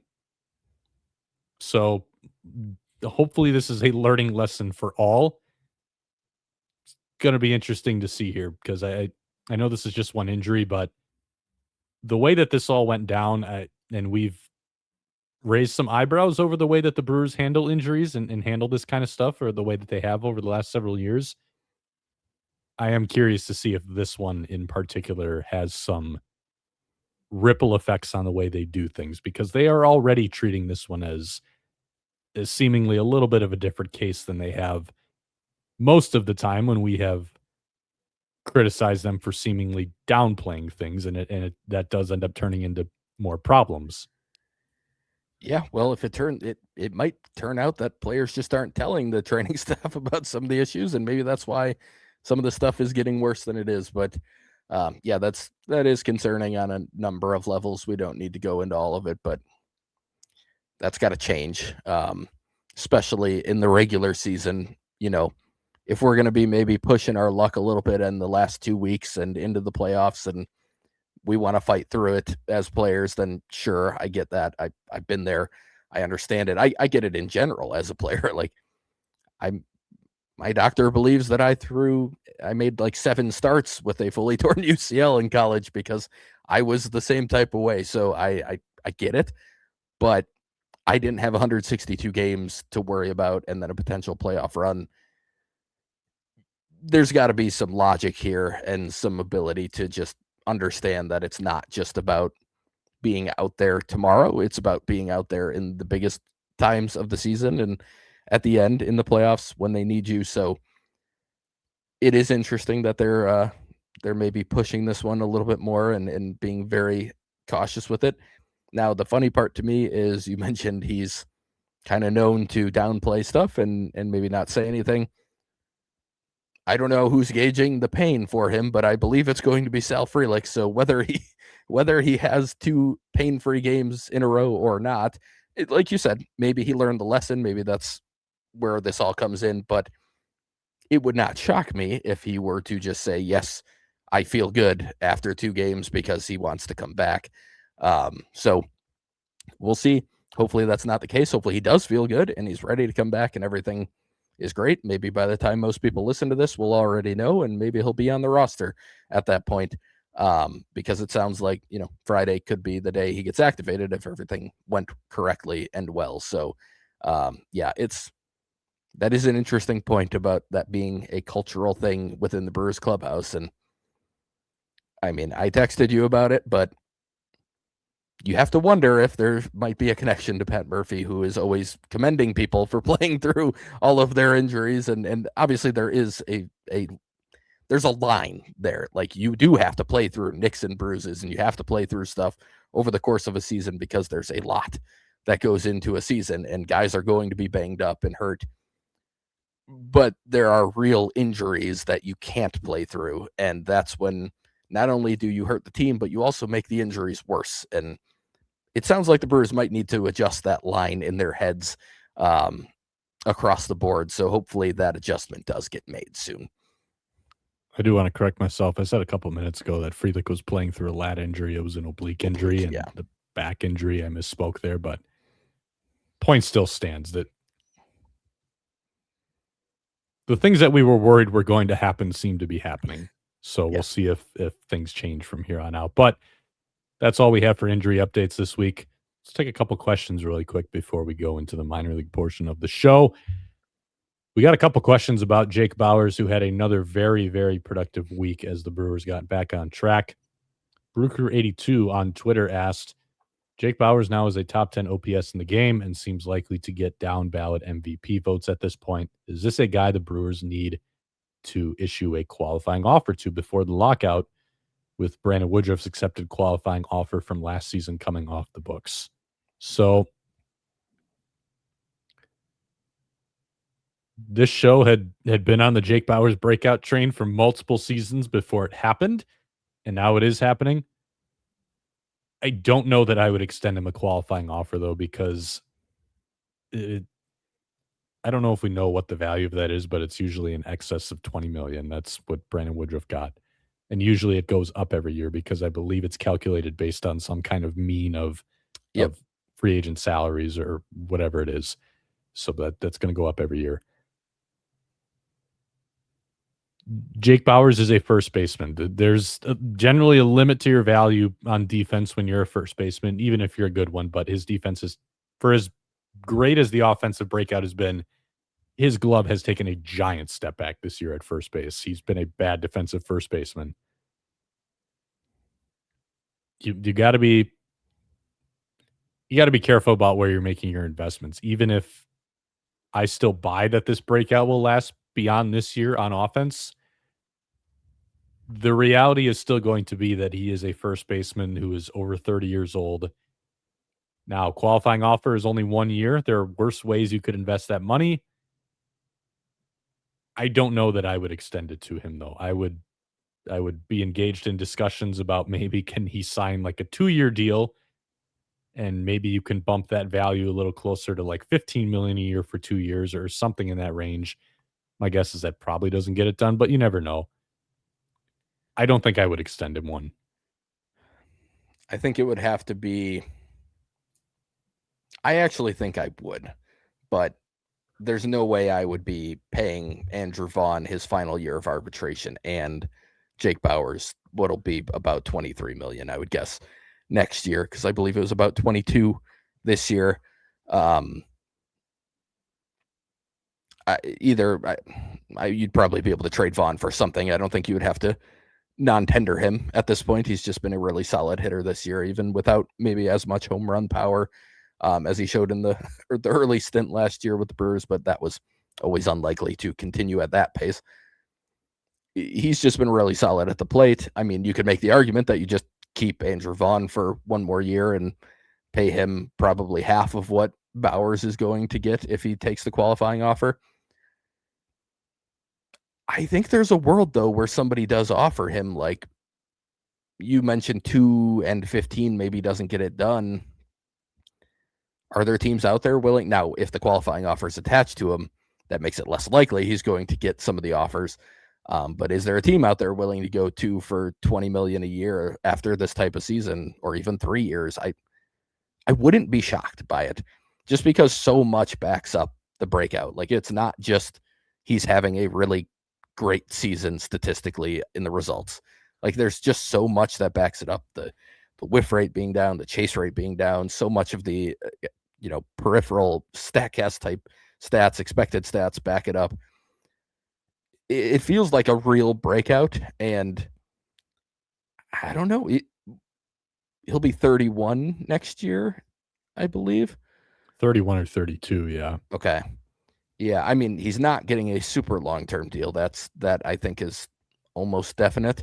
I don't know. At this moment, I think I might do it. And part of it being that I do think there's also an element of what Jake Bauers has brought to the clubhouse this year that we've talked about a little bit, but especially last week after some of the comments after the Padres series and everything else. But I think there's a lot of value in what Jake Bauers is bringing to the Brewers right now. And if somebody's willing to go out and pay him a ton, and you obviously get a draft pick because he didn't take the qualifying offer, great. I could live with 23 million for 1 year for Jake Bauers if he's even remotely close to this level of production. And he's a good base runner. He can at least help you in the corner outfield spots throughout the course. Like, it's not strictly first base, at least. I don't know. I think I would do it. But again, Andrew Vaughn would get traded if he accepted the qualifying offer. Like, I'm not paying 35 million or whatever it would be to those two combined. That is where I think it would get really, really difficult for me. But I think I'd be leaning towards it at the moment. I mean, I think Vaughn gets dealt no matter what. Like, we had the question earlier in the year about who do you think is more likely to be back next year, Jake Bauers or Andrew Vaughn? And we both said Jake Bauers, even though Jake Bauers is the pending free agent. I still think that's the case. Yeah. I could see a world where they do what you're saying and they offer that QO or they find some other deal that works, because between those two players, I just made the point of I don't know if I would want to have Jake Bauers for over $20 million, but he is a better hitter than Andrew Vaughn, and I don't think it's actually that close. Andrew Vaughn, to this point, still does not have like a single season in his career where he's been a demonstrably good hitter against right-handed pitching. Yeah. And that's a big deal. Like, there's a reason why he only gets sporadic playing time against righties, because I know his overall numbers with the Brewers are really good, but he had a fantastic half season with them last year. He's been mainly producing only against lefties. Like, he's not bad against righties. I think he's still been around average against righties this year, but the point is Vaughn is gonna be approaching his last season before free agency, getting closer to 30 years old without any actual track record of clearly being good against right-handed pitching. So I don't think that's a guy that they're going to want to pay $7 million to be their primary first baseman. I could see them moving on from him no matter what. And then, you do have to do something at first base, but you've got some options who are making their You do. way through the pipeline that I think you Yep. can. There's probably a world where you kind of do what they did at third a little bit this year with the left side of, we're going to sign a couple vets to get us through. And then maybe in a few months, Blake Burke is up here and now he's kind of your power hitting first base option, or one of those guys who are kind of in that Right. boat. So if I had to guess, I think that's probably how they're going to pursue it. But it's funny because J.R. Radcliffe from the JS made a comment to me in the press box a few days ago where he said, it feels like you and Spencer just agree with each other on everything, every take. So, JR, this one's for you. We had different responses to a question. Yep. Yeah. No, I was actually thinking that when I said that. I was like, oh, we never disagree. But it's not for show. We genuinely agree. But on this one, we don't. Older Potato asked, is there a chance that the Padres series will be good for the Brewers? Am I crazy to think that pressing so hard and coming up short could be a learning opportunity for this team come playoff time? Maybe. The tricky thing for me is, I don't know if I'm right about this, but I'm inclined to believe that learning lessons in the playoffs will help you more in the playoffs than bouncing back from a random bad series in August, because they are just different animals a little bit. Not knocking the question or anything, because there's certainly a chance, but we've seen the Brewers do this before where they bounce back from pressing for a series and it still doesn't end up mattering in October. So I think they're different animals to some extent. I'm also just very much in the boat of, this still doesn't feel like a great playoff offense to me because they don't slug, and I've just been saying that forever because that's basically what it's been for 3 years now. Even you could argue even longer, but at least in the past, the offenses that were not amazing overall were at least kind of more balanced, and that, like, when they did score, they could slug, but that's probably guiding my opinion a little bit, just the fact that I need to see them hit well in the postseason all the way up until the end here to really believe that they are going to hit in the postseason. Yeah, I'm with you on that. I think kind of what I talked about earlier. I think for some of the young guys, there definitely could be value in seeing what can happen when you kind of bounce back and you don't let a series just kind of roll into the next, or a game roll into the next. So Lara, I mean, Pratt was hurt during this portion of the schedule anyway, so he's probably not getting a ton out of it.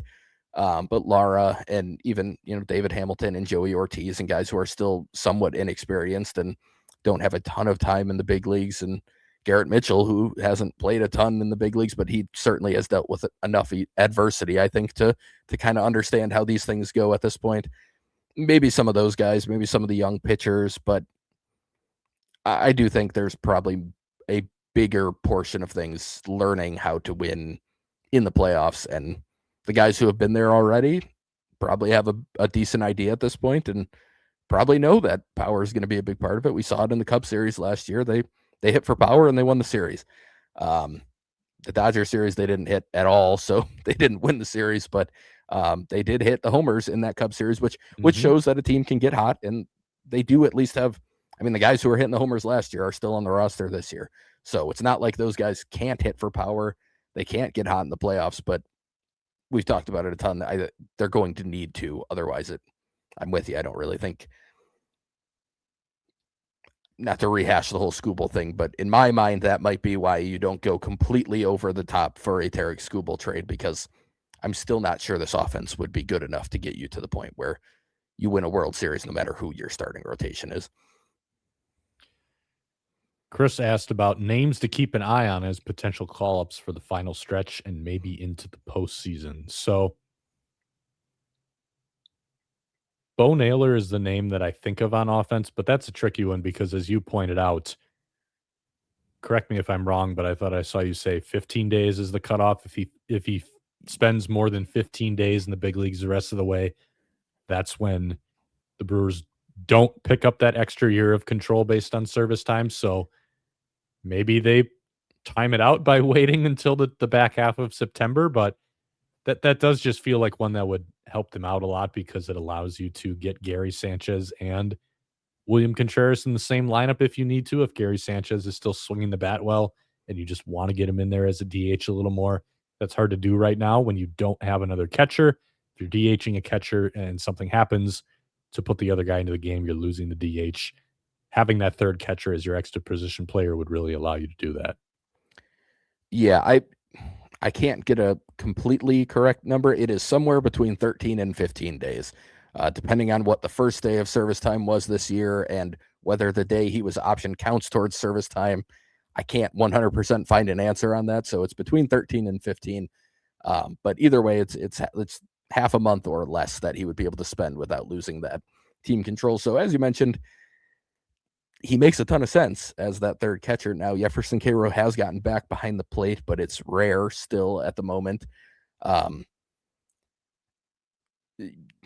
name that would probably surprise a bunch of people, he's not on the 40-man, but Ramon Rodriguez does have a lot of MLB characteristics behind the plate. He's got a good arm. I think he calls a solid game when I've watched him. Been a really solid defender. He's not a great hitter, but he has had a knack for having like some pretty big hits over the course of his minor league career. He was very close to the big leagues with the Dodgers a couple of years ago as like that backup catcher. Like, it wouldn't shock me if they brought him up for maybe it is only half of September.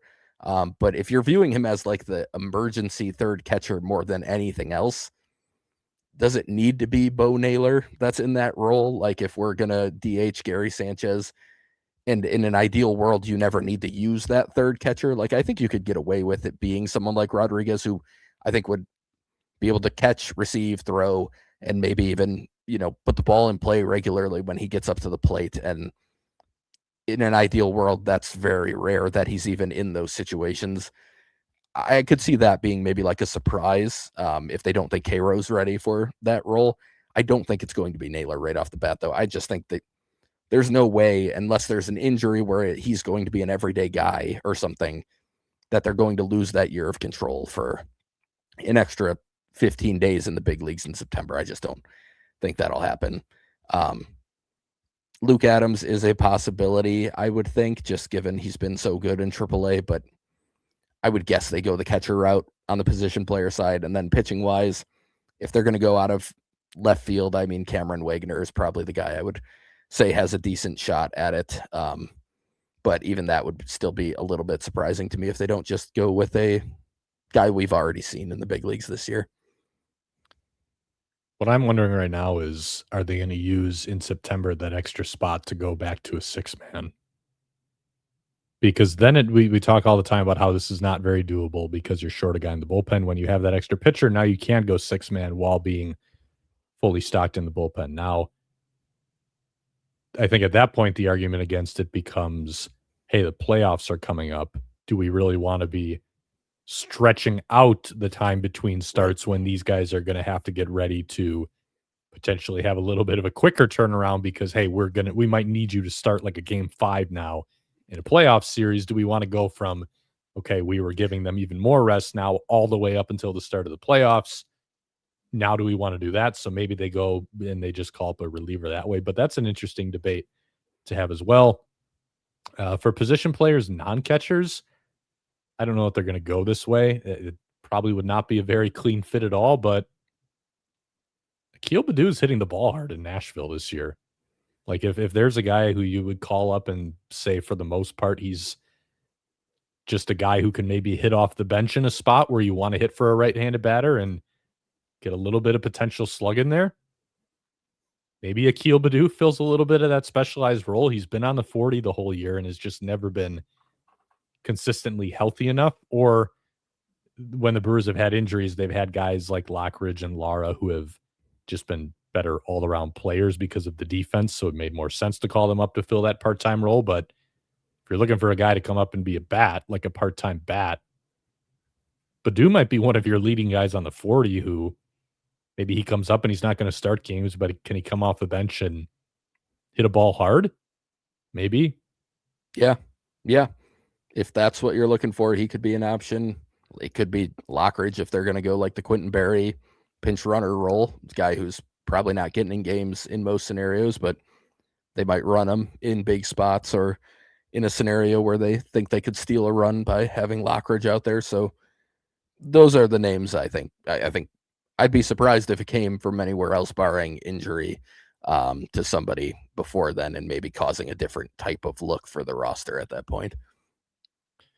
Final question that we'll take because it'll kind of seg nicely into the sandbox comes from Nick on Twitter. He asked, potential lockout only affects players on the 40-man roster. Is this a factor for the Brewers front office and others? Is bringing up prospects for a cup of coffee worth losing the contact with them indefinitely under a lockout? This is actually a really interesting question. That's a really, really interesting question. I mean, there are trade-offs both ways, right? You could end up, if team control changes, if somebody was already on the 40-man when that happened, I'm guessing everyone will be grandfathered into any changes that happen. So if you called somebody up in September and they change it to, again, a salary cap's not happening, but let's say the craziest outcome happens and they get a salary cap and all of a sudden team control is only 3 or 4 years or something. I think the guy who got called up in September will likely still be on the regular 6 full year type of deal. Like, I think that would be what he would end up going under. But anyone who started their career after that would likely be on whatever the new yearly amount is. So that probably factors in on one side. But yeah, I mean, it's a pretty fair question. Like, would you want to call up Jesus Madej, have him play for, 2 weeks to end the season, maybe not make the playoff roster, be able to talk to him for a couple months in the offseason, and all of a sudden you really can't interact with him for however long this happens in the middle of a 19-year-old's winter workouts where he's trying to get better, he's trying to improve, trying to get to where you want him to be, and you can't communicate. I mean, it's going to be an interesting conversation. I would imagine it's at least factoring in. Like, I would imagine it's at least part of the calculus for the front office. I don't know what they weigh as more important. My guess would be if they think there's a legitimate chance of team control going down, that would outweigh almost anything else, because that's just, there's so much value in getting an extra year or two out of a guy. But if they don't really think that's part of it, and they just think it might be a matter of, maybe the minimum goes up or whatever changes might happen outside of that, then yeah, that probably factors in, because that's a legitimately fair point that I had not thought about until this question.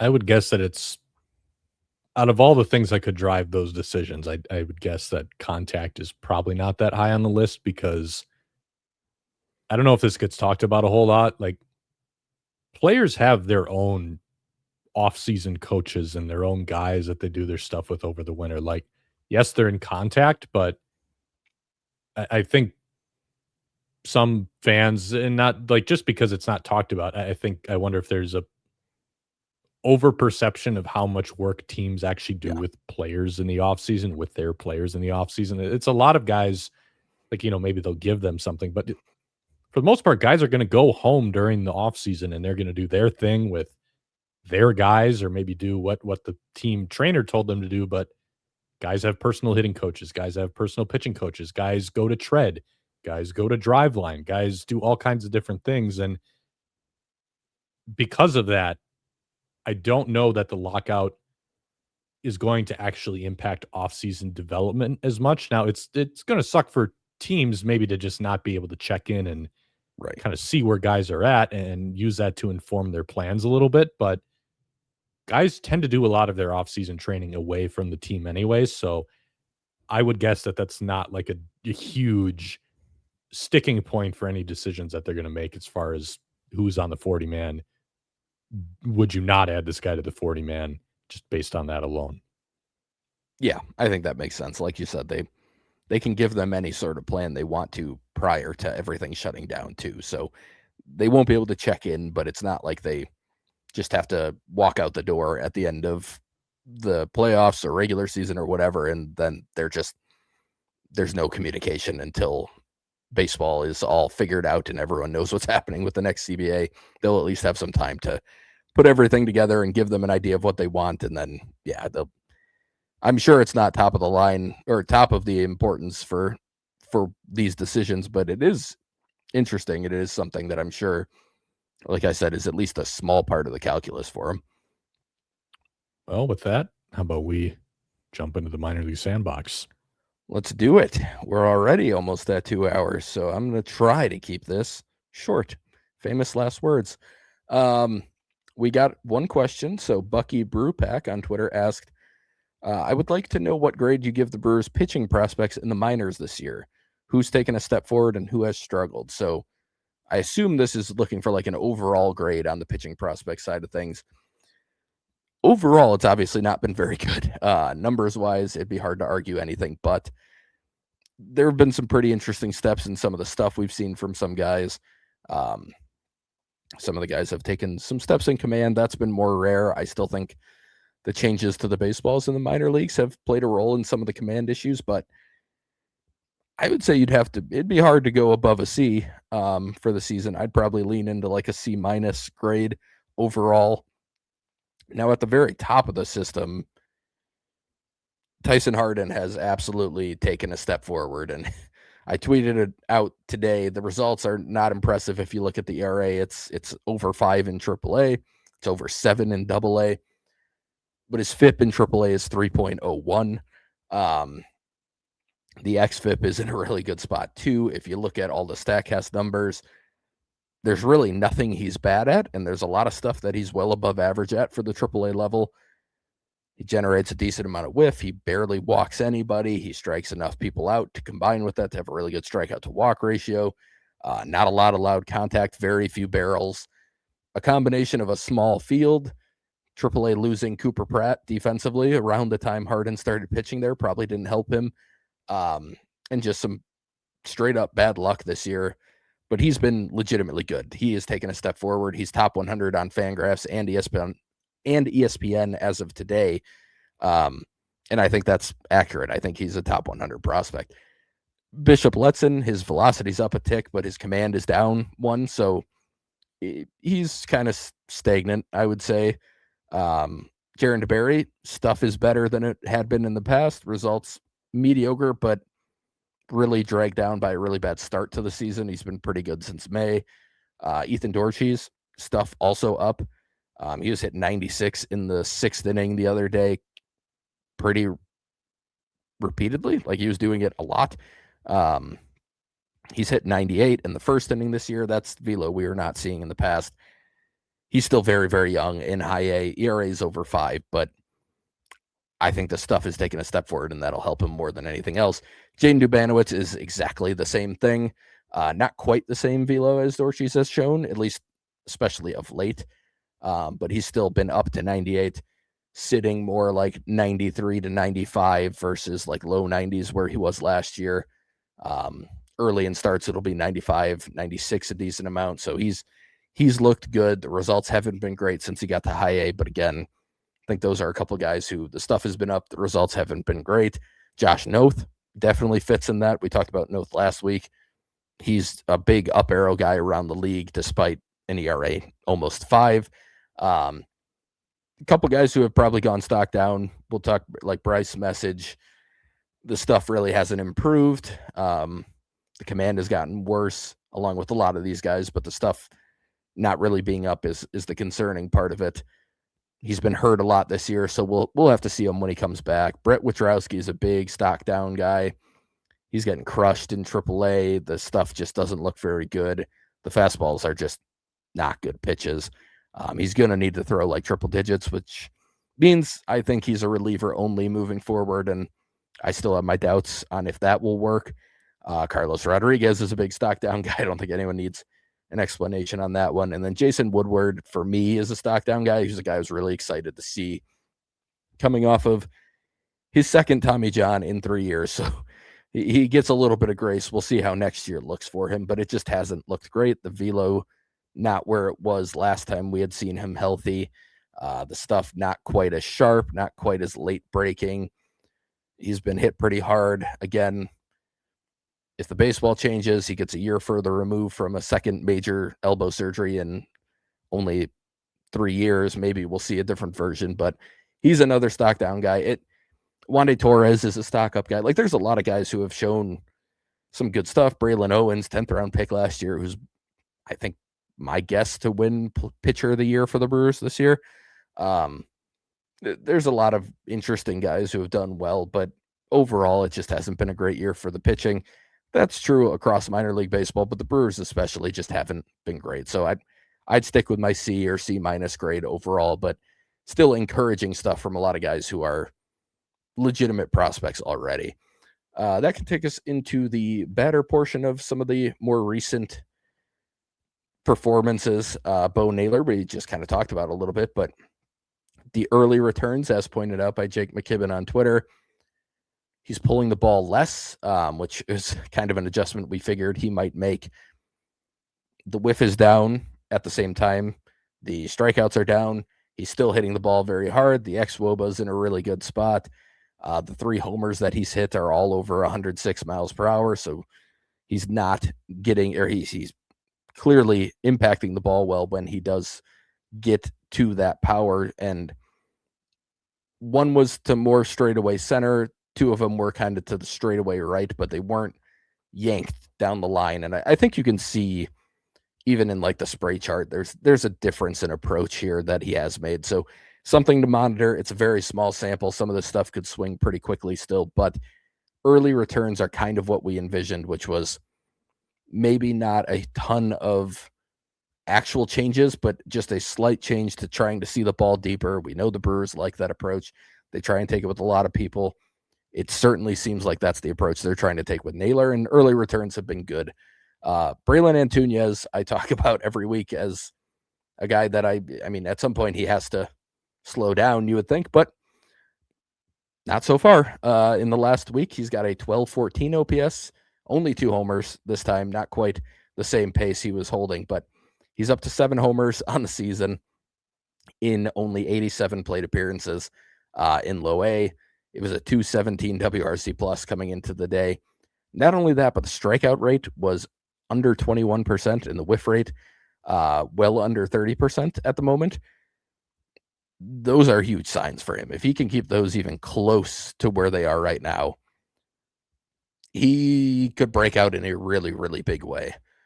Karsten Sabathia, looking way more comfortable than I expected him to in low A. The whiff rate is only 21% so far. He has 11 hits in his first 29 plate appearances, so he's batting .407. He's got a homer. He's got 3 doubles.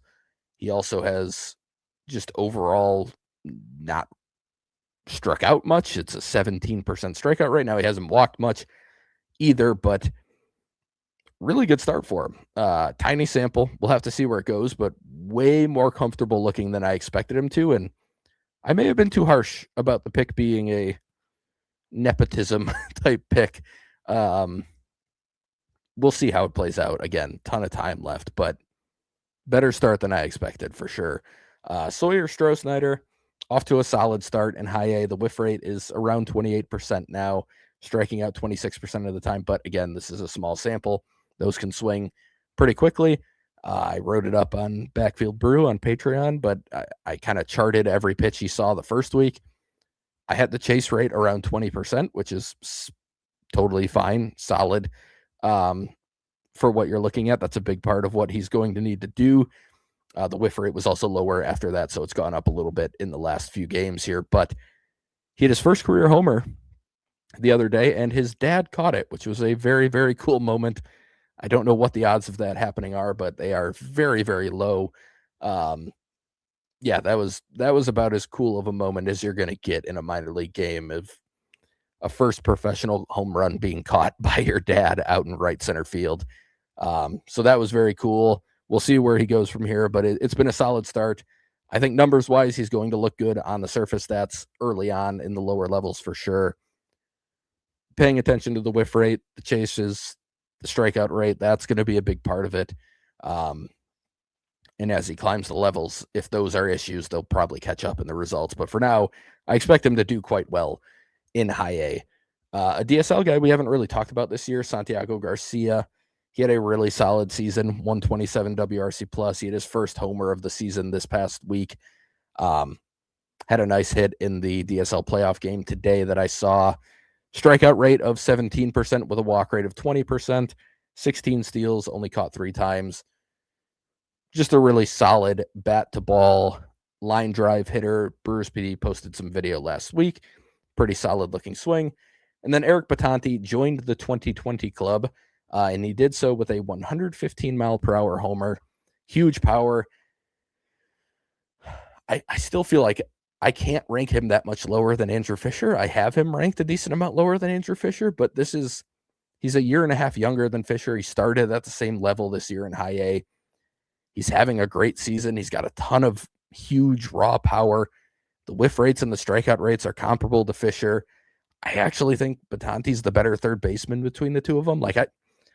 Every time I look and talk about Batanti, I feel like I need to move him up my rankings. So he might be moving up in the postseason update that I'll end up doing. But I like Batanti.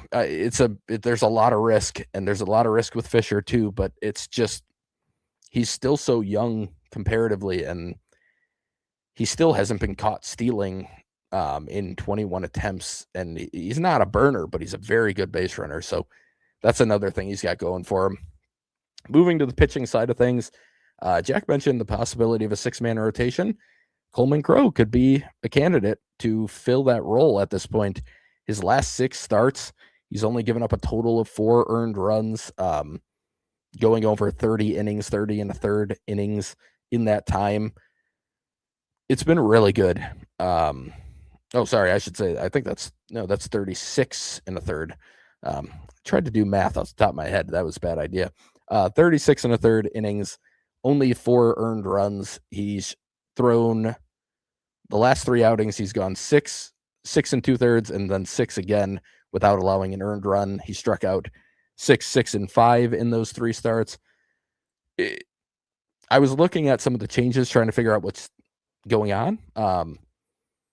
He's throwing the curveball more than any other pitch in AAA right now, which I don't know how feasible that is at the big league level, but the curveball looks a little shorter, a little faster as well.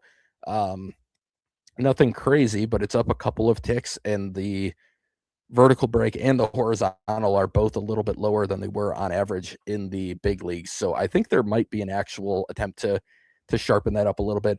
It's been a lot of curveball and cutter. He has not thrown the sweeper at all. So that might be getting taken out of the equation. So there's been some legitimate changes to this too. So maybe we'll see him again. He could be a candidate for that 6th starting spot if they go that route. Some other guys to talk about. Yohan Gonzalez had a really solid final outing in the DSL this year. 4 innings. He struck out 8. He allowed 3 unearned runs on 4 hits and 2 walks, but he has a really, really good looking curveball. He's very projectable, skinny, ton of room to add weight. He's only in like the upper 80s, touching low 90s range right now, but there could be some velo down the line with a really nice curveball. Jaron DeBerry had a similar start, actually. Struck out 9 in 5 innings while allowing 4 unearned runs. I think there were 3 errors in that outing, so he had some pretty bad defense behind him in that outing. But 9 strikeouts to 0 walks, always a good outing in that regard. Brandon Sprout had a really solid surface level outing, but when you dug into it a little bit more, maybe not much better than what we've seen. 5 innings, only 1 hit, 3 walks, 8 strikeouts. His zone rate was, I believe, in the upper 30s off the top of my head. Pretty unlikely to work if he's doing that at the big league level, but maybe some confidence boosting. The rest of the season, I think, is just all about figuring out how you maximize him in the future here. hit 2 guys in that game. So 5 free passes in 5 innings. So it was a good surface level start, but maybe not much to really be excited about at this point. I mentioned Ethan Dortches earlier. He had his best start of the season the other day, 6 2/3. He only allowed 4 hits, 1 walk, and struck out 9. Shutout, didn't allow any runs. Again, velo sitting in like the mid 90s and carrying it deeper into games as a guy who's barely 20 years old. Really exciting. Really good stuff. Good splitter. Interesting slider. Bigger curveball. He's got the cutter, the sinker, and the four seam. I like Ethan Dortches a lot. I still think this is one of the better pitching prospects in the organization, despite an ERA over 5 this year.